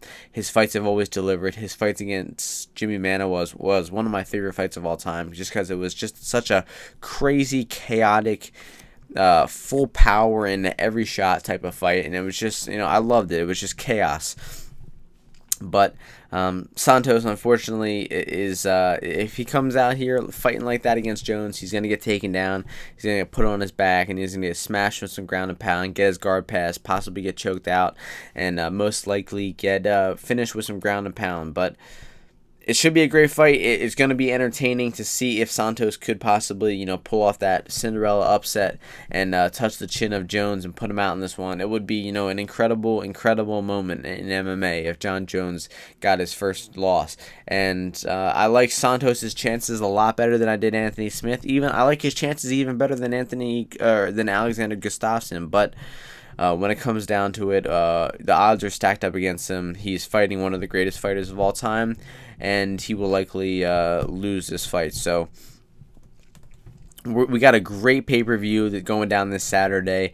It's, from top to bottom, it's got some great matchups. I'm really looking forward to a lot of different fights on this card. I broke down the main card fights. Some of the fights I probably talked about for 10 minutes straight just because they're really high-level matchups. They have a lot of path to victories. I did a lot of tape on these fights, and I found some very interesting thoughts on them I wanted to share with you all. So I hope you all enjoyed this portion of the podcast. This has been John with the 66th edition of Martian MMA, and now we're going to transition into the part where I'm talking to my man Jamie, where we just lightly discuss the card. We talk about a few fights. We get pretty into depth into Rockhold and Blachowicz. We get in depth into Askren Masvidal and the two title fights, of course. And I recommend sticking around and hearing Jamie's thoughts on the fights, because he really presented some good points, has a real good understanding of MMA, and conveyed his points in a really entertaining and informative way. So stick around for the portion with Jamie. Hopefully you don't get annoyed of hearing myself reiterate myself too many times, because I'm sure I repeated myself in the past hour and 15 minutes as I did in the last hour with Jamie. So hopefully it doesn't get on your nerves, and with that being said, we're going to transition over to the portion with Jamie. All right, I am now joined on the Martian MMA podcast by my man Jamie. What's up, Jamie? Hey, John, it's Jamie here. Thanks for having me on the podcast. Yeah, man, you reached out to me via Reddit and said you'd like to be on the podcast, and I was happy to have you. Happy to hear that you're listening and supporting the Martian MMA program. So let's get down to talking about these fights, right? Absolutely. I mean, we have a very stacked card ahead of us, lots of good names. I mean, no surprises there. It is the International Fight Week pay-per-view after all, one of the marquee events of the year for the UFC, alongside the MSG card in November and potentially the end of the year card they traditionally have. So, it's a very, very nice card on the face of it. What do you think? Yeah, I agree. Those are, the three big pay-per-views. I think this one used to be the biggest by far, but now that November MSG card has kind of surfaced the past 3 years, that's kind of rivaled with it. But the International Fight Week card will always stand out as, a big moment for MMA, and probably the biggest MMA card of the year on paper, because it just gets so much international coverage from, they usually stack it up with international fighters. Then they got Thiago Santos and Amanda Nunes representing Brazil in the main and co-main event. So I'm sure there's a lot of Brazilians out there in Vegas, and I'm sure everyone's having a good time. They got the Fan Expo going on. They got all the open workouts, the meet and greets. It seems like a good time. And of course, the fights at the end of the week. That's what really matters. Yeah, absolutely. Two titles on the line and some very intriguing matchups throughout the entire card, you have to say. Oh yeah, I mean top to bottom. You and I will probably focus on the main card, but any spots on the prelims that are catching your eye? Oh, good question. I think personally, my favorite has to be Perez versus Song on the prelims. I think that's a very high level, good quality fight between two prospects really that are rising in the bantamweight division, and that division is full of stars coming up. You have Perez, you have all these guys coming up. It's very exciting for the bantamweight division right now. Yeah, I can't wait personally for that one. Song Yadong, I'm curious to see what he looks like against this upper echelon of competition, and this might be his United States debut as well, which should be I mean, he trains at an alpha male, so I imagine that he's fought in the U.S. before, but he's gonna make his big time debut, getting Rogan and everyone commentating his fights, getting his name out there. All he has to do is have a decent performance, and Rogan will have him on his podcast next week. So I won't be surprised. yeah, but that is a great matchup. Turbo Perez has a way of squeaking out decisions, and I'm sure that he will put up a good fight for uh, Song Yadong on Saturday night. So I'm looking forward to that one. Any other matchups on the card? We got Gadelha, the veteran, taking on Markos. That should be a good one. Not the greatest matchup that jumps off the paper though.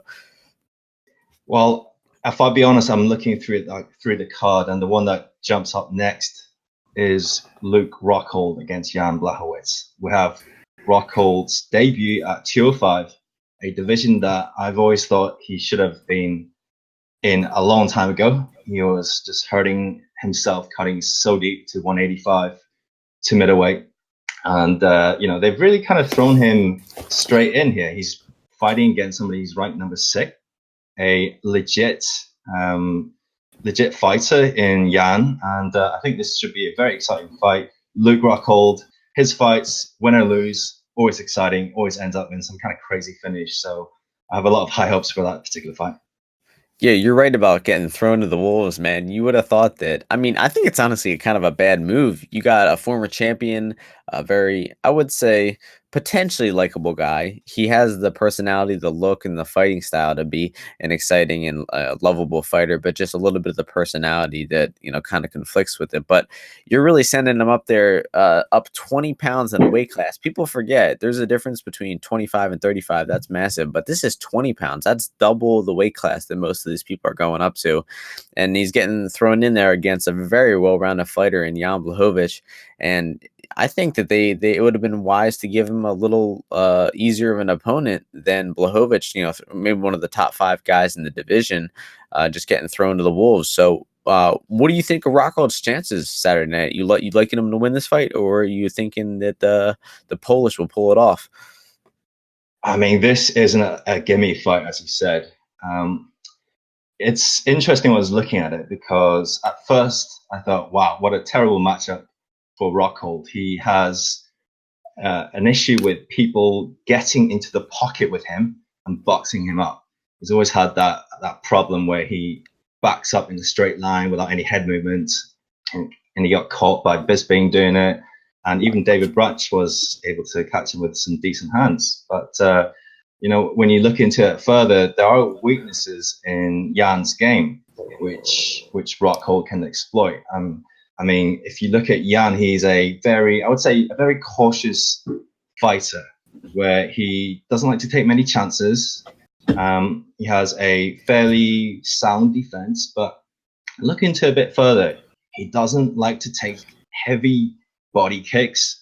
The nasty left kick that Rockhold likes to land on people, that could be a real weapon, and that can be used to make Jan's life very, very difficult, I think. What do you think? Yeah, I agree with pretty much everything you just said. Blachowicz does have very good boxing, but the fortunate thing for Rockhold in this matchup is that he's not really an aggressive boxer that takes the fight to you with his hands. He's more of a counter puncher, and you saw him do that very well in the fight with Manoa and the fight with Blachowicz, or the fight with Santos, before he got caught in the third round versus Maheta. But this is a tough matchup, and you said it's a gimme fight. Is that what you said? Is that what you used to describe it at the beginning? I said this is definitely not a gimme fight. Oh yeah, I know, but I forget what term you were using. I honestly think it's a toss up. I don't know if that was you're using some English term to refer to it as like a 50-50 fight as well. Yeah, this is definitely a fight where either fighter can come out ahead. Here's the thing, John. Both fighters have holes in their games that other can exploit. So I see this as a bit of a glass cannon versus glass cannon, where whoever can get that first initial heavy damage in will probably win this. That's the way I see it. Yeah, that's a great point. I think that, but the one thing about Blachowicz is I think he takes a bit of a better shot than Rockhold does, because in that fight with Blachowicz, or with Manoa, rather, the rematch, he took some massive shots from Manoa, and those are a full grown 205-pound Manoa, big punches and kicks that he took in that fight, and his chin looked good, although he did get knocked out in the last fight by Santos's, a couple hooks counter punching him in the third round. I think that Blachowicz's chin is pretty solid, and I think Rockhold's chin is very suspect. Never know how his chin will be after getting knocked out by multiple people, by Vitor Belfort, by Michael Bisping, and then most recently by Yoel Romero.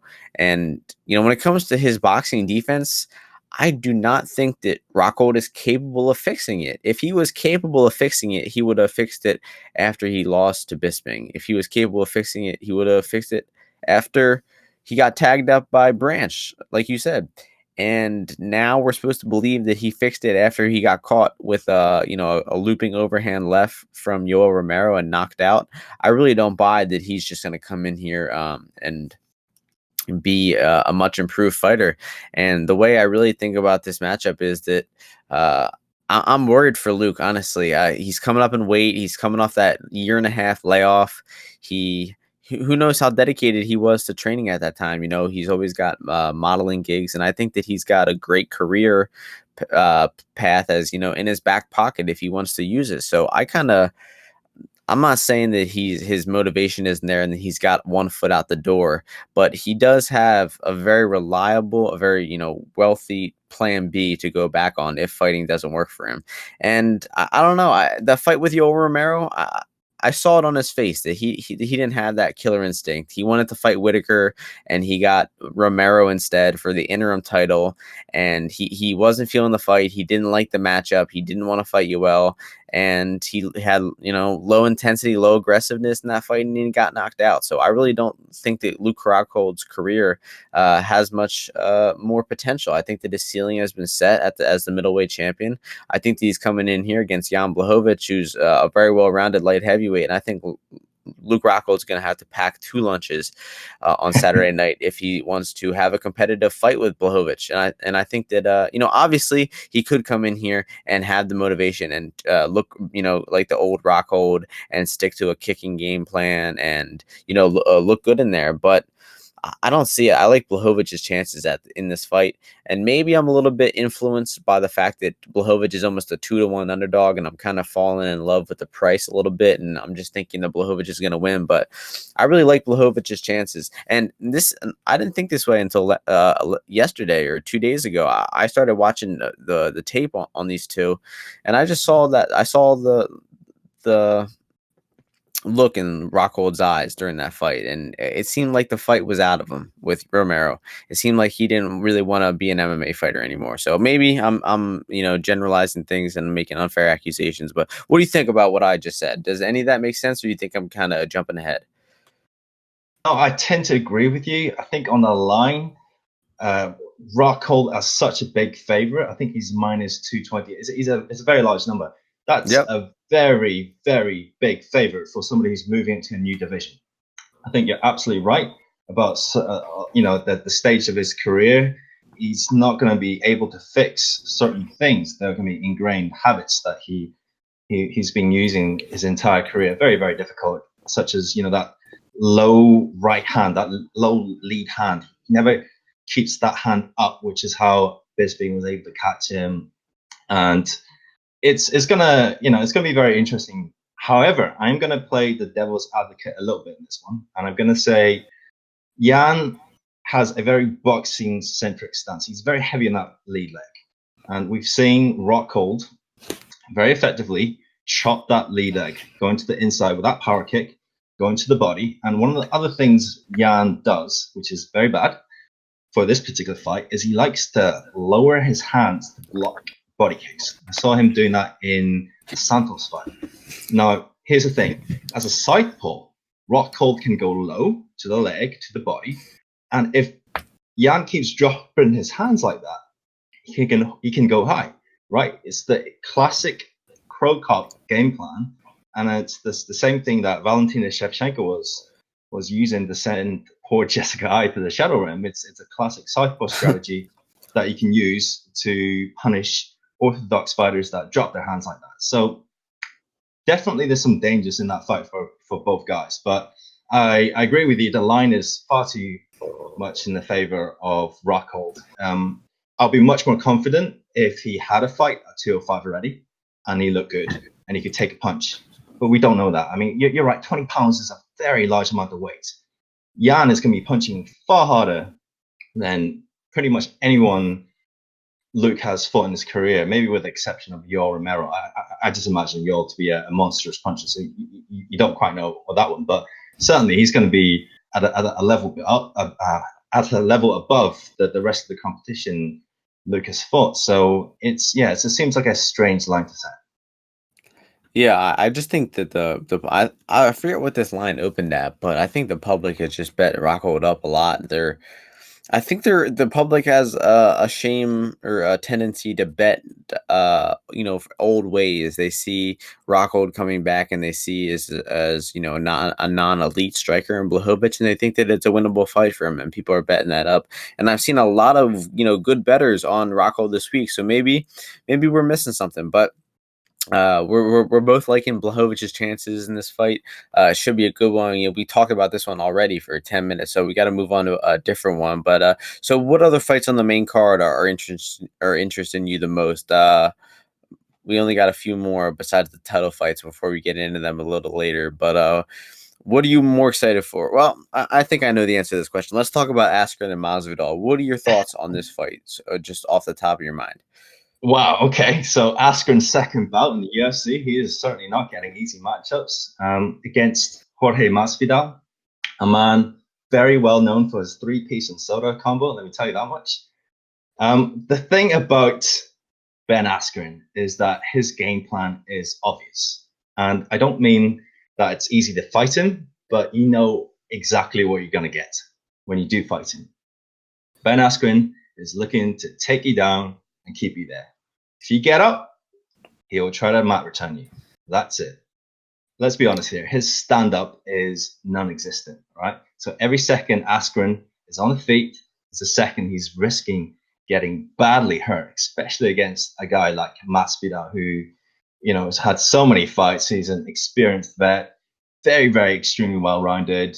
dangerous everywhere with his Muay Thai and even on the ground. So if you ask me, this fight really boils down to how good Masvidal's defensive grappling is. I mean, that's the question we have to ask. What do you think? So when the fight was first announced, I thought it favored Askren, and when I thought back to Masvidal getting taken down by Maia, and I remembered, it was kind of a low intensity grappling fight the first time I watched it live, 2 years ago. But I rewatched that fight just a few hours ago, and it was much different than I remembered. I think that Masvidal's defensive grappling in that fight was pretty great, honestly, considered the opponent he was facing in Damian Maia. I thought that he was very hard to take down in round one. I thought that he, landed good strikes from top position when he got in top position, and made a lasting impression with the judges. I think that he, defended the submissions great. He was never really in too much of a submission threat. Defended the rear naked chokes, had his back taken a few times, and he escaped all that. And his sprawl at range, I think, is very good. I think that he was sprawling or stuffing the first shot of Damian Maia quite easily. It was only when Maia strung together 2 to 3 takedowns was he able to get Masvidal down. But the thing is, Askren is going to do that too. I think Askren is going to do it much better than Damian Maia. He strings together takedowns very well. If you even in the fight with Robbie Lawler, when he was starting off that fight, he went double leg to arm drag to single leg and was going to all these different takedowns before he got thrown on his head. Fortunately, for him in this matchup, I don't think Masvidal has that pure strength that Lawler does, and just I don't know, man. There's something I think very few welterweights would have been able to do what Robbie Lawler did, and just pick a grown 190-pound Ben Askren up while going for a takedown and just slam him on his head. So the fight, I think, really comes down to if Masvidal will be able to get up from the takedowns once he gets taken down, because I think it is inevitable that Askren will string together takedowns and get Masvidal down to the mat. But I also really like Masvidal's chances at not accepting bottom and getting back to his feet, or threatening with a submission, like a choke or an anaconda, a Darce, maybe even a Kimura, and trying to get back to his feet. He's not going to try to submit Ben Askren. He wants to create just enough space to get back to his feet to get to striking, because I think that every second that Jorge Masvidal spends in the feet, he is winning, and every second that they spend on the ground, I think is kind of up in the air. I don't think it's a definite that if Askren gets him down, he will win. I think Masvidal's got great get-ups. I think he's got great jiu-jitsu. He's even got a good wrestling base too. So I like Masvidal's chances in this fight. I think it's worth maybe a bet on Masvidal pre-fight, because I think that the odds are a bit wide now. But where the real action, I think, you're going to look for is Masvidal after round one. If he is able to not accept bottom position and to stay off his back in round one, then I think the fight is his. So that's my take on the fight. What more are you thinking? What do you think of Masvidal's grappling, and what do you think of his chances in this one? You could have just taken that straight out of my mind. I completely agree. I think Masvidal's been a little bit underlooked here, and I'm not really sure why. His takedown defense is pretty good. It's not elite. I mean, it's not Kobe Covington, but it's pretty well, and he scrambles good, and you can see that in his fights against Chiesa, against Maia. Now, I know you mentioned that Maia was able to take him down and control him, but the one thing I do want to mention at this point is Maia's control is very different from Askren, right? Because Maia is using a very traditional style of jiu-jitsu control, heavy top pressure in order to pass guard, get the hooks, find a choke. Askren, on the other hand, is very folk style orientated. He's looking to, take the ride when the opponent starts building the base and turtles. So he doesn't look for the hooks and the back control. Now, here's the thing. Masvidal, one of his main training partners is no other than Kobe Covington, right? So I would argue that he is far more familiar with that folk style wrestling that Ben would be using compared to Maia. I could be completely wrong this one, but it just feels to me that in this fight, if Ben Askren does not stop Masvidal from popping up every so often, he's in trouble, because every second on the feet, Askren is just vulnerable. That's the way I see it. Masvidal can land big knees, big strikes coming in, and here's another thing, right? Because I don't think Askren is good enough to finish Masvidal, at least quickly. So this is probably going to go past at least round 2, maybe even to round 3 to decision. So you got 3 rounds, and at the start of every round, they start on the feet. So every round, Askren has to risk closing the distance and getting to a clinch or shooting for some kind of takedown. And you bet that Masvidal is training his butt off in how to counter the closing of distance with appropriate strikes. Now, the one thing is we have seen Askren taking big shots, even outside in the UFC, and surviving. So he's clearly got quite a decent chin, and he can take a good shot. And that may play to his favor. But, it just doesn't take much. A good knee, even from somebody like Masvidal, is enough to put him into deep trouble. So I agree with you. I think this line at, minus 230 for Askren, again, that's a very, very, very high number for Askren. I think it's like 70% implied odds for Askren winning. And those numbers are generally reserved for people that you have a large history of, you have some level of confidence. And for this fight, I don't. Yeah, you picked up on a couple good points that I missed out on, and the best one I think was the control of Maia. Maia has that jiu-jitsu style, and I think that he's better at holding people down than he is at getting people down. His takedowns have always kind of been his his weakness in his game, along with his striking too. But sometimes he has struggled getting the takedowns on high level wrestlers. But when he got Masvidal down, even if the shot was sloppy and the takedown itself wasn't pretty, he would hold Masvidal down with just his top pressure. But Askren doesn't really have that type of style. He kind of rides you, like you said. He looks for ground and pound, and when he looks for ground and pound, he leaves a little bit of space for you to explode out of there and try to get back to your feet, try to create some space.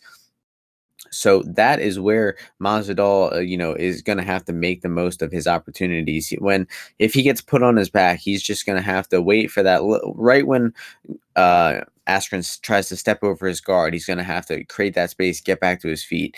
And, it's not going to stop. It's going to be a grueling fight. It's going to be like a relentless takedown type of fight. But the way the way Masvidal wins it is by stuffing shots and just landing a few shots on the feet. And then the judges are going to see Askren shooting. They're going to see him not getting the takedown.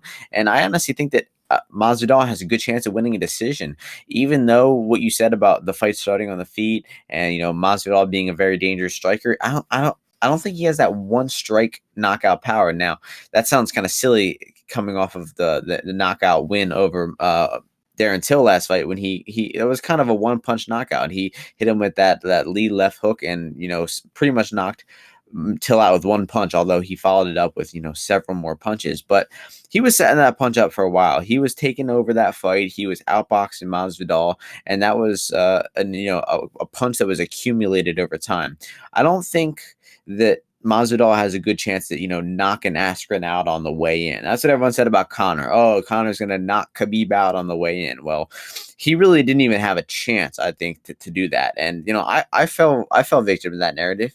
I was like, oh yeah, he'll just uppercut him on the way in for a takedown and knock Khabib out. Well, it didn't work out too well for me, and neither for Conor. So I don't think that Masvidal will knock Askren out in this one. I honestly think that Masvidal will win a decision. I think that he will stuff those shots. He will land the cleaner strikes on the feet.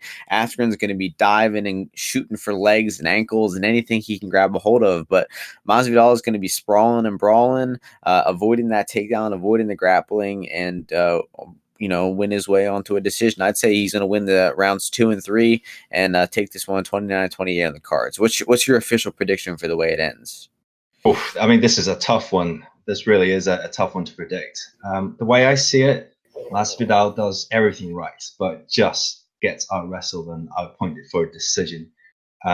Having said that, it's definitely within the realms of possibility that Masvidal wins a decision. I think your argument makes a lot of sense. We've actually seen that happen very recently, haven't we, in the Horiguchi-Caldwell fight to an extent, where one fighter, a dominant wrestler, was trying to hold on a striker, and due to a lack of damage, he lost the fight. So these things are entirely legitimate in the scoring criteria.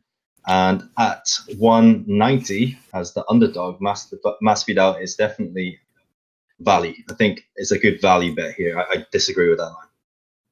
Yeah, good point. I'd say the most likely outcome is still Askren by getting 3 takedowns and winning on top with those 3 takedowns. Despite all the shit we've been saying for the past 5-7 minutes, that's still the most likely path to victory for either fighter. But I just like Masvidal's chances at plus 195. Whatever his decision prop is too, I think that's a good price. But I think that we could see a finish from Masvidal along the way, so it's better to go on the money line than to go on the decision prop. But it's going to be a great fight. It's going to be a war, a takedown defense and wrestling type of fight. I really like those fights. Fights when it's just grinding and against the cage and stuff and takedowns. Those are the hardest type of fights. They might not be the most exciting to watch, but they are definitely the hardest fights to prepare for and to grind out when you're in that cage. And that's what I can really appreciate. So I'm hoping the fight, turns out well. Hopefully, the last Ben Askren fight we really didn't get to see play out as much as we wanted with how that weird ending was. But hopefully this one plays out into a great fight. Let's move on to the title fights for the evening. In the first one, we got the bantamweight title is on the line. The women's bantamweight title between champion Amanda Nunes, the double champ, versus Holly Holm. Both women moving down from featherweight in this one, but their last fights both take place at the 145-pound division. Now they're going back down to their natural weight class at 135 pounds. So what are your thoughts on this matchup between, possibly 2 of the best women's MMA fighters of all time? Well, first of all, John, can I just say, yet another title shot for Holly Holm. Here's a crazy Never stat. enough. It's never enough. This is her 4th title shot in 8 fights. So somewhere she must have found an unlimited title shot coupon. That's the only explanation I can find. Yeah, I think the UFC has a lot of IOUs to her manager for some reason. Don't know why, but crazy, isn't it? Anyway, hey, I like her though. I like her, so I'm happy. If they were giving the title shots to Jermaine Durandame nonstop, I might have a little bit of a problem. But Holly, she's cool in my book. I actually think it's a great matchup because it's one of the very few remaining challenges left for Nunes outside of a Cyborg rematch. There isn't really anyone left for her at 135 or 45 if you think about it. So hey, why not? I mean, this, as you said, is a very exciting matchup because it's between 2 very high-level fighters in the women's division. So as I was saying, it's the only interesting challenge left for Nunes outside of a Cyborg rematch. There isn't anyone left for her at 135 or 45s. So having said all that, what do you think of this matchup? Who do you favor? I'm going with the favorite, Amanda Nunes. I'm liking her chances in this one, but where the current odds are at, I don't think that. I think that it might be dog or pass at this point. Amanda Nunes at minus 365. I like her chances at winning this fight. I think she should be around minus 300, but don't get her twisted. Holly Holm has a path to victory. So what about you? What are you thinking about the odds in this one? Well, it's hard not to favor Nunes. There is one thing Holm does have going for her that I'll touch back later. But the way I analyze this fight is I looked at Holm's game because it's largely remained unchanged, right? So if you look at what she does, it's a lot of lateral movement on the outside, keep distance with the side kick and the oblique kick. And when pressured, essentially try to circle out blitz in with punches, look to step outside the league leg and land left straight. Occasionally look for that left high kick. So it's a very static game. I don't think she's altered it too much, with the exception of her last fight where she went very grappling orientated. So that was a bit of a surprise. On top of that, she has a very good gas tank, recovers well, so it's very tough to put her away. Her losses tend to be decisions. Now, the blueprint to beat Holly Holm is already out there for an orthodox striker. If you look at what Germaine de Randamie and Cyborg did, they used a very similar strategy to beat Holm. What they did was they pressured her, they forced her to circle on the outside, they cut the cage and patiently just waited for her to lead and blitz it. When she inevitably did, they just simply countered with the right hand as she came in. And that connected every time because Holly, she always comes in on a straight line on entry. She doesn't really move her head that much off the center line. And she always commits to the left hand. So it's very predictable. And on the exit, they would kick her leg. So she couldn't kick the leg because she was moving out. And over the rounds, she just got chewed up. And in fact, when Shevchenko fought Holm, Shevchenko adopted a similar strategy, except she really didn't pressure. But very bizarrely, Holm decided to come in anyway and lead against her. So the end result was the same right hand counter and low kick on exit. And just like, when we were talking earlier about Luke Rockhold, I just can't see Holm fixing this style at this stage of her career. If Nunes can employ a similar strategy, that's going to be, it's going to be very difficult for Holm to beat. What do you think? Yeah, man, that was fucking right on. I mean, the description of the fights and Holm's tendencies and everything. Yeah, just great analysis. And you the way you spoke about it, so just perfect. No ums, no uhs, no ifs. Just great job on everything you just said. But yeah, the Holly Holm, man, the thing, great. Similarity between her and Rockhold, and I think it's actually even a little worse in Holly Holm's case because she's around yes men. I don't think that Jackson Winklejohn is a high level camp at this point in MMA. I think maybe 5 years ago it was, but we now see a lot of the stars, a lot of the Jackson Wink staples, people who've been there for 10, 15 years are leaving. So you really know that something is not the same there at Jackson Wink anymore. And I think that they are a little, too willing to just let Holly be the fighter that she is, not change the necessary problems in her game. And I think that she'll come into this fight with probably the same issues that she did in the de Randamie fight and in the Cyborg fight, about the counter right hands and the leg kicks and the predictive circling.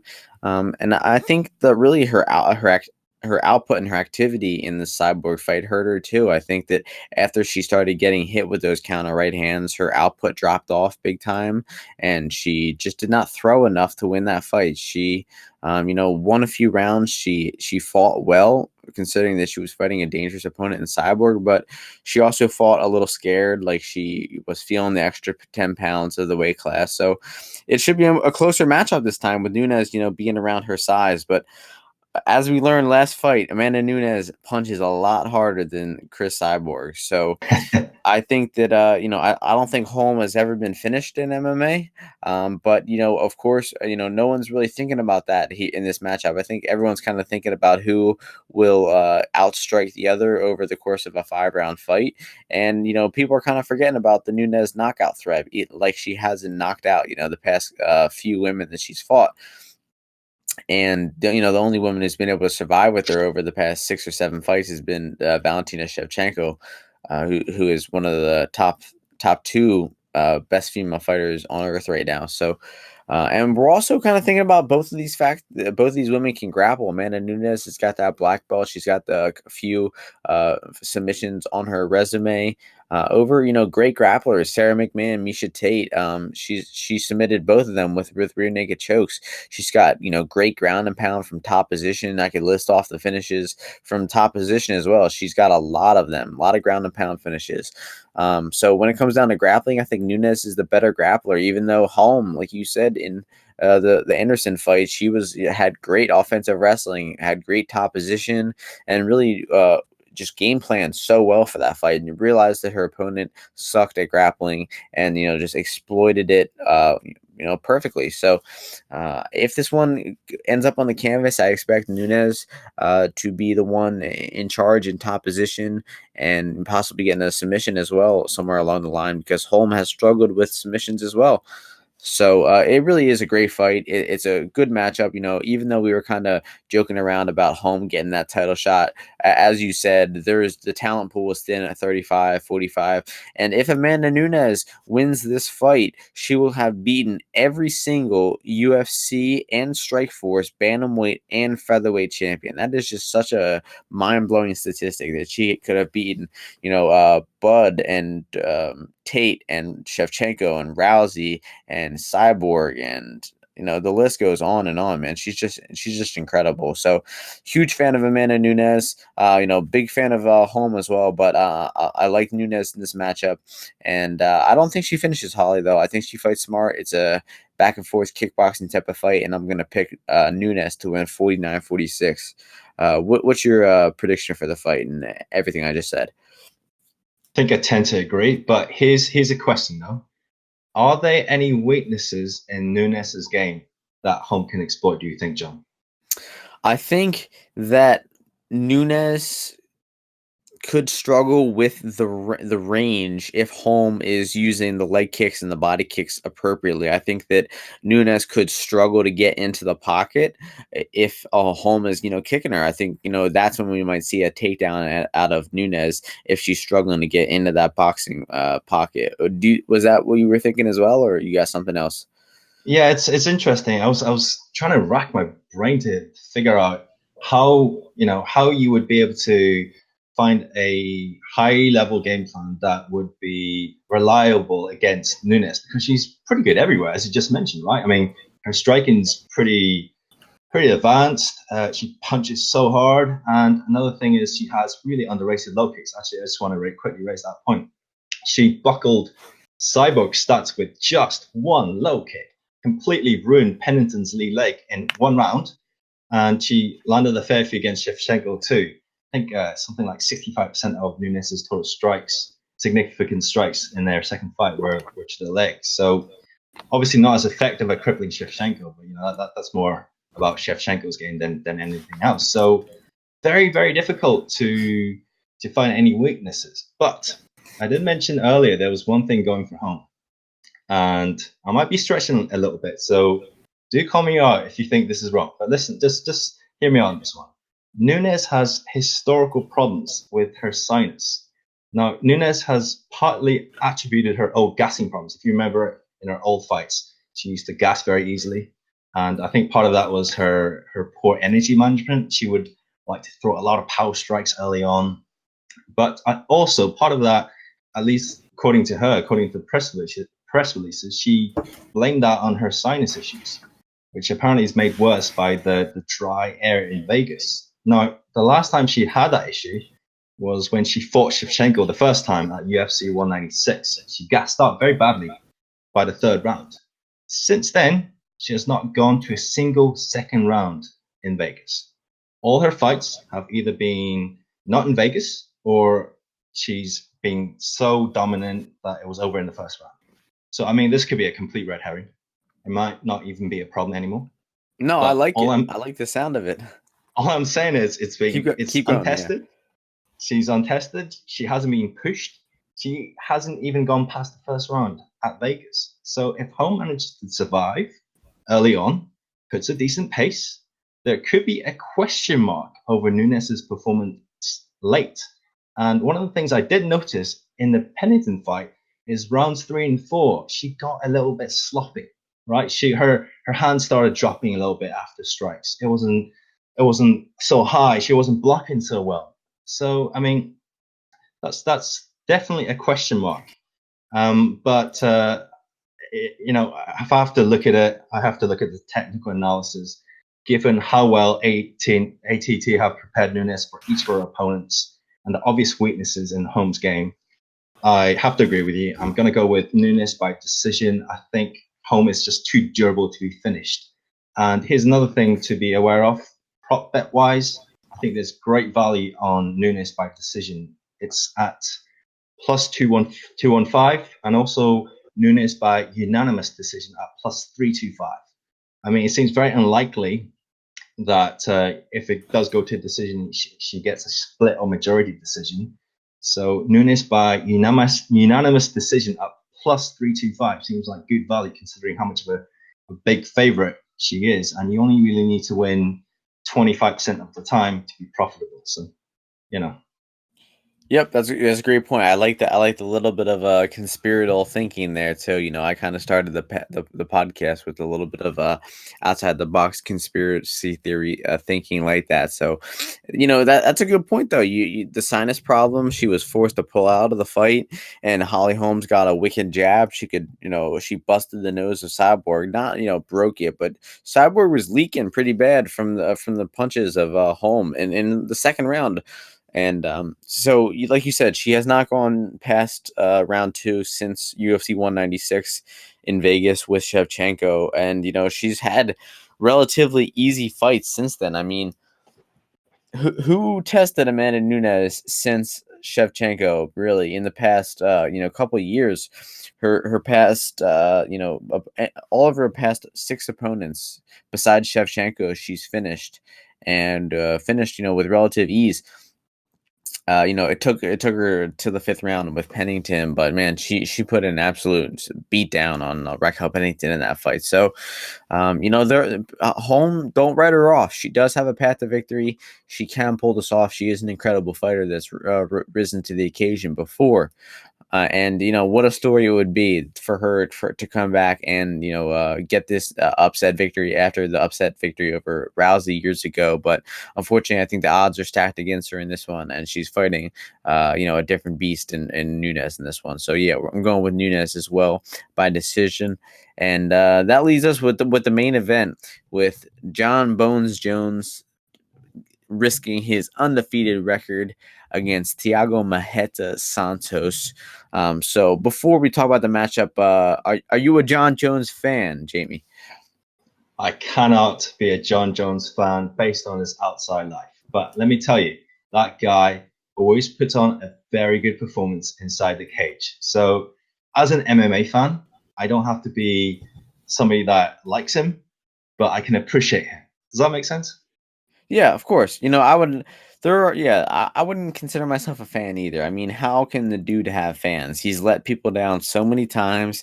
He's been stripped of his belt 3 times. He's failed drug tests. He's been in hit and runs. He's been in car accidents. He's been arrested. The list, the rap sheet goes on John Jones. But he is an incredible talent in the cage. It would be ludicrous to deny that he is one of the greatest fighters that has ever fought. But in the past couple months, I'd say I've come around to being a little more skeptical of Jones.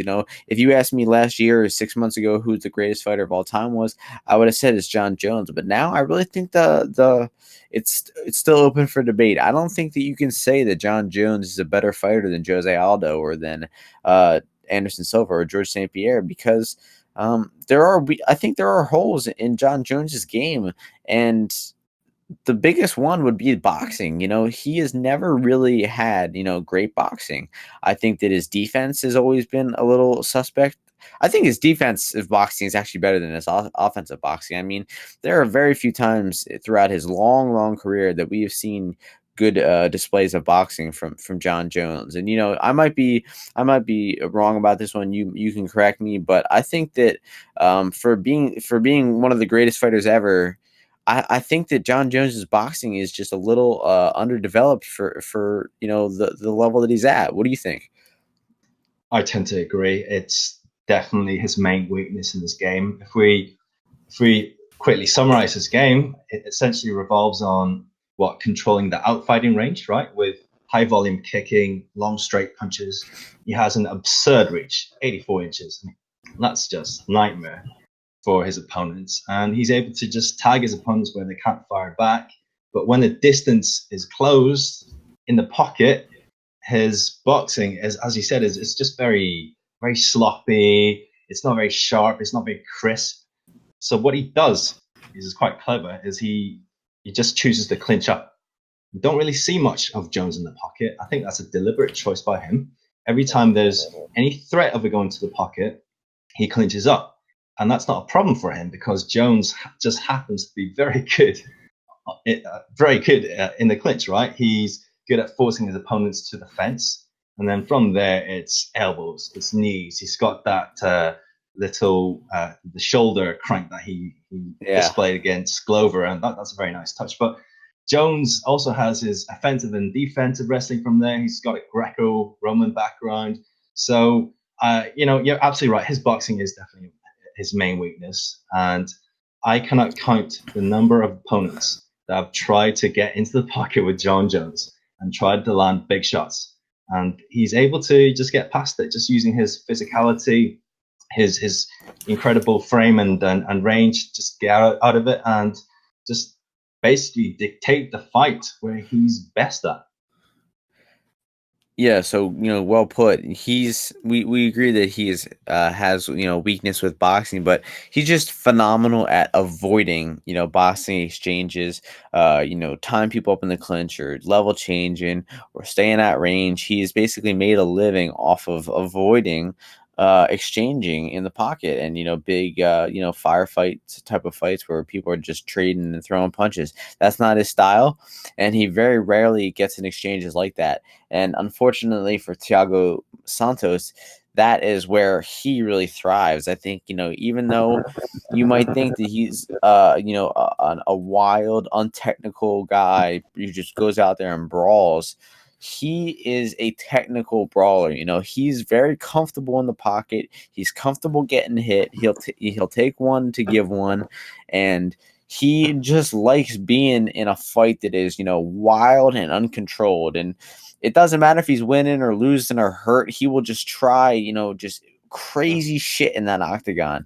And, as creative and how great of a fighter John Jones is, he would just never do some of the stuff that Thiago Santos does, like throw 720, spinning kicks in the middle of a war with Thiago or with Jimmy Manoa. It's, and I'm mentioning this as if it's some attribute for Santos, but it actually might be the thing that leads to his demise in this fight. If he goes out there throwing spinning back kicks or cartwheel kicks or some capoeira kicks versus John Jones, he's going to get his ass taken down, put on his back, and probably ground and pound finished or even submitted on the ground, because the biggest advantage for Jones in this fight is the ground. Thiago Santos has notoriously struggled with grapplers. He lost, but he got Eric Spicely pulled guard on him, took his back, and choked him out in like 2 minutes. It was incredible. Like, he was a minus 500 favorite in the fight. Spicely came in on like short notice, and in Brazil, pulls guard, rear naked choke, fight's over. It was just one of the most incredible shit the bed performances ever from Santos. So it just goes to show that his weakness on the ground. He just prefers to stay and swing on the feet. Now, what do you think Thiago Santos's game plan is coming into this fight? Do you think, just tell me what you think that his coaches are telling him? Oh man, I mean, there's so few weaknesses in Jones's game that he can exploit. I'm just looking at his style of fighting and how he matches up Jones. So if you look at Santos on paper, he should be at least competitive at kicking range. His bread and butter is his kicks. He has some really good kicks. One of the things I did notice is he favors his left kick a lot. So he'll either throw switch kicks from orthodox or change stance to southpaw to kick with his left leg. That seems to be his power leg. But the problem is it makes him very predictable. Against Jones, that's a problem. I mean, Jones is very good at reading kicks, catching them and sweeping. The best example of that is a beautiful one he did against Cormier. I think that's been floating around as a GIF around the internet on Reddit. Every time Santos kicks, he is risking it being caught. But I just feel Santos has to throw kicks, because if he doesn't, Jones will dominate the outfighting range and just drown him with attritional damage. And he'll find himself in round 3, and then his movement's gone, his cardio is sat because Jones has been kicking his body. So he really has to kick and find a way to get into that pocket. He has to find a way to, as you said, make this a crazy fight, make it a chaotic fight. Because what Jones is good at is finding order, right? Making the fight orderly and in such a way that the opponent cannot go wild and do anything crazy, because then he can predict what's going on. He'll take his time to read the timing, the rhythm of his opponent, and by rounds 3 and 4, the opponent is tired. Jones knows what's going to come at him, and he can just dictate the fight. It's just the sort of thing that happened to Smith, and I think really there's a small window in this fight that Santos has, maybe in the first 2 rounds, where he has to go in guns blazing. But, as you've kind of said yourself, if he does that, then Jones has ways to deal with it. I mean, if he comes all crazy like he did against Manuwa, Jones can look for takedowns, right? If he goes in cautiously and looks to counter, like in the Jan Blachowicz fight, Jones will just pick him up from the outside. I don't think Santos has a chance of winning a decision, so if he wins, it has to be a finish. So it's a hard one to pick Santos. I think the longer this fight goes on, the more it favors Jones. It's Yep, I difficult. agree. Just give him all that time to download the information. So Santos, I don't think the game plan for him is, hey, go balls to the wall. Hey, go out there and take his head off. I think that it has to be controlled aggression. It has to be planned, and it has to be rehearsed. And I hope that they're doing that with him all throughout this camp. And so my plan would be to attack the leg kicks. And I think that if Santos doesn't throw any punches for the first minute and just gets off a few solid leg kicks on John Jones, maybe not even a few, maybe one. And there's no doubt that Jones is going to be thinking about that leg kick. If Santos throws 2 or 3 leg kicks, he's going to be expecting a third or fourth. And after you set up the leg kick a few times, that's when you start unleashing the punches, because you're not gonna touch John Jones's chin by just swinging. If you come at him without setting it up, and just throw bombs, he's gonna avoid that all day. All 25 minutes, he will avoid the punch. But if the punch is masked behind a kick, if he sets it up in any type of way, that's his path to victory. So if I'm Thiago Santos, I'm taking the center of the cage. I'm spamming leg kicks for the first 30 seconds, 1 minute. And then if I'm his coach, I'm screaming, now, or whatever the code is, or whatever, say sledgehammer, that's when he's dropping the hammer. He's going full Thor mode, and he's trying to take Jones's head off. Now, if it doesn't work, he's getting taken down, and he could even get finished in the first round. If it goes round 2, try again in round 2. And he has 1, 2, maybe 3 tries at it. And that's about it. Then Jones is going to drag him into the deep and murky waters. He's going to put him on his back. Santos has never fought the full 5 rounds, although he's been scheduled for it about 2 or 3 out of his last 4 fights. So I'm cheering for Santos in this one. Let me get that straight. Let me get this straight.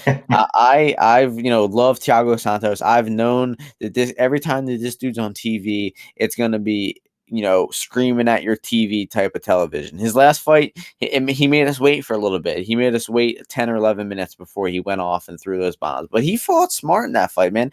That fight just showed you that there are levels to Santos. He can go and brawl and put on a crazy knockout, haymaker, slobber knocker performance like he did versus Manuwa, or he can go and be technical and strike and pick apart and wait for that counter punch versus Blachowicz. He is a very technical and skilled fighter. He just happens to also be, a fierce brawler as well. So I'm cheering for Santos. I hope he pulls off the upset. I think the odds are correct. Let's just say that. I think that the odds are accurate in saying that Santos has about a 15% chance. I think something like that. Let's do the math real quick. 100 divided by 575 is Thiago Marreta Santos' chance. Which leaves us with 17.3%. So that's accurate. A little less than 20. That's what we're looking at in this one. So what do you think about the odds? Do you think they're accurate? And what about what I just said? Anything? I think you're spot on. The line is actually really, really bang on the money, I think, quite frankly. 85% Jones, or about 80% Jones, that seems about right. Santos does have his chances in this fight. I mean, the long and short of it is Santos, as you said, it provides a lot of excitement through his explosive kill or be killed mentality, but stylistically, he doesn't have the tools or attribute to consistently beat Jones. I think that's the key thing. Maybe he can catch Jones, maybe, but consistently, if we have to look at it from a predictions perspective, it's very difficult to pick him. But I agree with your analysis. Also, he has to throw kicks. If he doesn't throw kicks, he can't mask the punches. But every time he throws kicks, he's risking it being caught, and that's the high risk, high reward game that Thiago Santos has to play in order to beat John Jones. So if he pulls it off, if Mahito pulls it off, are you happy for him, or are you kind of scratching your head at what the hell is MMA even a sport? Mate, You know what I'll be running around screaming my head off. Let me tell you that much. That'll be one hell of an upset. That'll be amazing. I can't even imagine the fallout from that particular result. That's gonna be crazy. But the next week, the news is going to be popping left, right, and center, and every single Jones hater is going to be online. Let me tell you that. So that'll be a sight to behold. Let me put it that way. Yeah, man. I mean, even though John Jones has not lost legitimately a fight yet, he's got 2 no contests, but he's not lost officially, according to most people. His time has got to come. There's never been a fighter who's retired undefeated. Khabib might be on his way there, but if he sticks around and keeps fighting, his time will come, and John Jones will finally lose a fight. And it could happen, and it's most likely not going to be Thiago Santos that does it. But oh man, would it be so sweet if he is the one to do it. We've seen this guy, like I said, brawling on Fox Sports 1 cards and was working his way up in the 85 division, and now he's got 4 fights in a row. He's on the best win streak of his life, and he's got a real chance here. So hopefully he makes the best of it. Hopefully it is an exciting fight, even if it's a dominant performance from Jones. Maybe we get shades of Lee and Barboza, where Barboza or Lee dominates for 5 rounds, but we have one moment where it's like, oh shit, he's hurt, just to keep us entertained. So it would be a sweet sight to see, but unfortunately, I think that Thiago Santos will probably be finished in the 3rd or 4th round. Yeah, I have to agree. I mean, this is MMA. Anything can happen, especially at 205. I mean, those guys, one good clean connection can really change the fight. Especially when the guy has a hammer tattooed on his chest. Yeah, he gives no shits when that happens. So yeah, I mean, this could be very interesting. If Santos just gets everything, of all the stars aligned for him, this could be very, very interesting. And my prediction for this one has to be John Jones, probably by some kind of stoppage. I'm going to go with a TKO round 4. I think Santos will hang in a bit longer. Like the sound of that. Let's see what happens, shall we? To me. Yep. We got Saturday night. Well, that's gonna do it for this our little chat about the UFC 239 pay-per-view going down this weekend. It should be a great international fight week card. So before we go, we forgot to do a little brief introduction in the beginning. So I just asked you a few questions. You ever train any MMA yourself, Jamie? I've not trained MMA directly, but I started off doing Muay Thai, and then came back the first day, my forearms are bruised to high heaven from holding pads, and I thought, yep, this is the shit. I went from there. I never did MMA either. Just keep going yourself. Yeah, and through there, somebody introduced me to MMA, and I thought, well, this is really cool. And then since then, I've done some BJJ too. But amateur MMA is hard, man. I mean, that is, you have to really dedicate yourself to the sport. There's so many areas that you have to work on. So for me, it's just maybe too much. But I tell you what, though, I love following the sport. Yep, yeah, myself as well. I started watching about 6 years ago. I got into training Muay Thai first about 3 years ago. Also got into Jiu-Jitsu a little later, about a year and a half ago, and been doing both ever since. The end goal would be amateur MMA, like you said. It is a rough business, but just being involved with the sport this long, and envisioning, myself, being in that cage for so long and training for all this time, it would be, a huge disappointment in my life if I never stepped in the cage. So, God willing, hopefully I will eventually do that. But it's a rough shit. So, how long ago was that you first started training Muay Thai?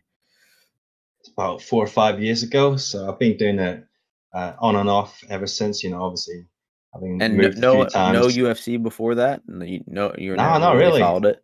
I tell you what, my first UFC event I watched was probably, I'm trying to think back here, probably 184, UFC 184, Rousey versus Ngannou. So one of the guys at the gym invited me to come watch, and at the time I had no idea. I was like, what is this? No idea apart from the fact that I was in a cage. But yeah, it's once you see it, you see the vast amount of techniques and the action and drama. It's just addictive, isn't it? Yeah, I don't know what the exact moment that got me hooked was. I think it was probably watching Joe Lozon fights when he was, bleeding and, beating dudes up and triangling people and knocking people out. He was really the guy who got me into it from the jump. But I mean, the first live fight, a UFC fight I remember watching was Anderson Silva versus Chris Weidman won. So I mean, I was fortunate. That was a great, memorable moment to get jumped in on. But if my first fight I watched was Rousey's and Ngannou one, I would have I don't know what I would have thought. I was like, what the hell is this shit? 14-second armbar. But luckily though, you got to see the rest of the card. I think Ferguson was on that card too. Yeah, yeah. So I thought it was a good introduction.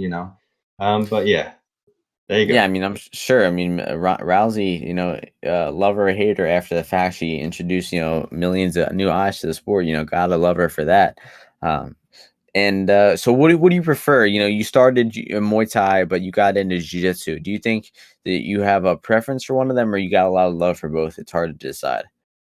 It's hard to decide, man. I mean, I thought at the beginning that striking, that's just so much more fun, but that's because I didn't really understand grappling. Once you start jiu-jitsu, you begin to really discover exactly how deep the game is on the ground, and that's not even including the wrestling part. So it's hard to decide. There's just so much stuff to learn, and I'm just hyped for everything, really. Yeah, I mean, I love both to death, but I would say jujitsu is better because, Muay Thai, you're doing it against, yourself. When you start, I don't know about you personally, but when you start Muay Thai, you start with, shadow boxing, and then you get your way, hitting a bag, and then working with a partner, and then holding pads, and then you get your way up to sparring after, a year or something. You really work your way up to it, and there's a lot of individuality in it. You could never spar and do Muay Thai for years and think you have good technique and you think you know how to fight and you think you can, oh yeah, I could defend myself. But let me tell you something, you're in for a rude awakening the first time you ever get involved in any type of altercation, because it will end up in grappling, no doubt about it.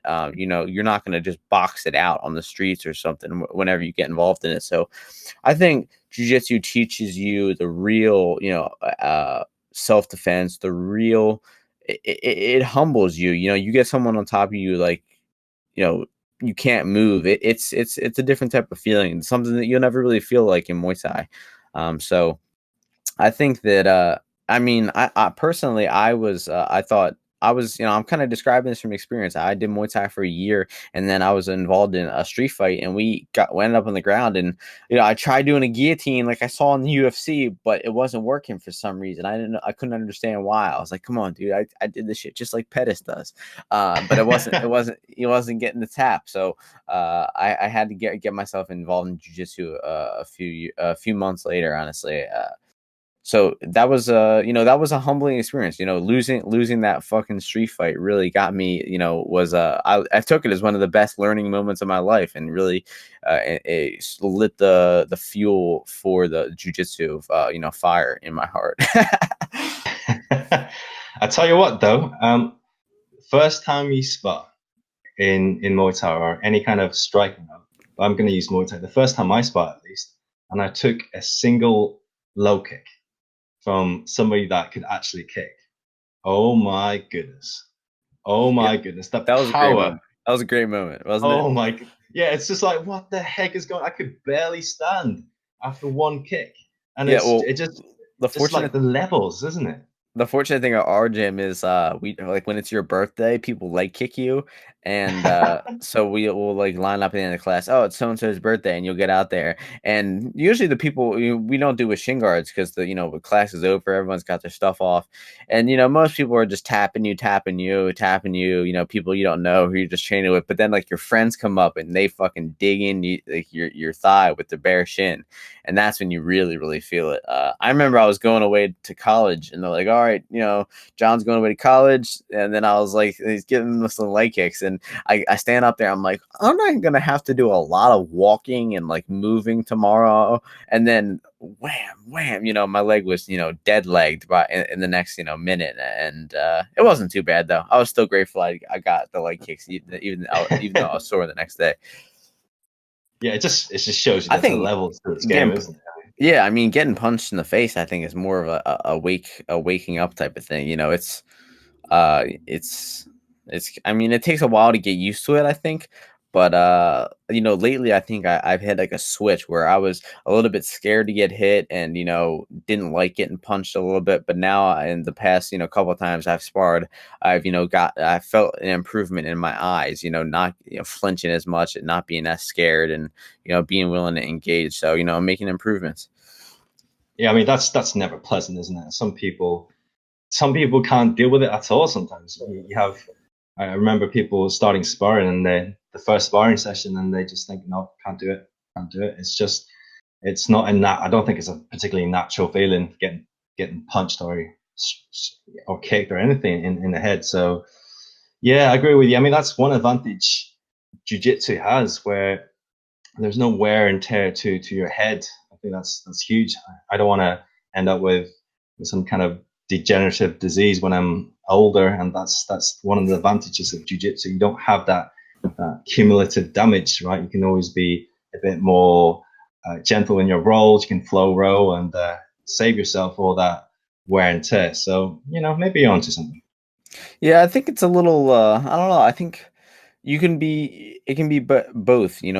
Where Muay Thai fighters, they'll have 200 fights and they'll be 60, 70 years old. They'll be clear headed. They got their tattoos and their bodies are completely intact. And you're questioning what the hell's going on. Then you see guys like Joseph Valtellini, the glory kickboxer, who had to retire young and had such bad concussions, only 50 fights into his career.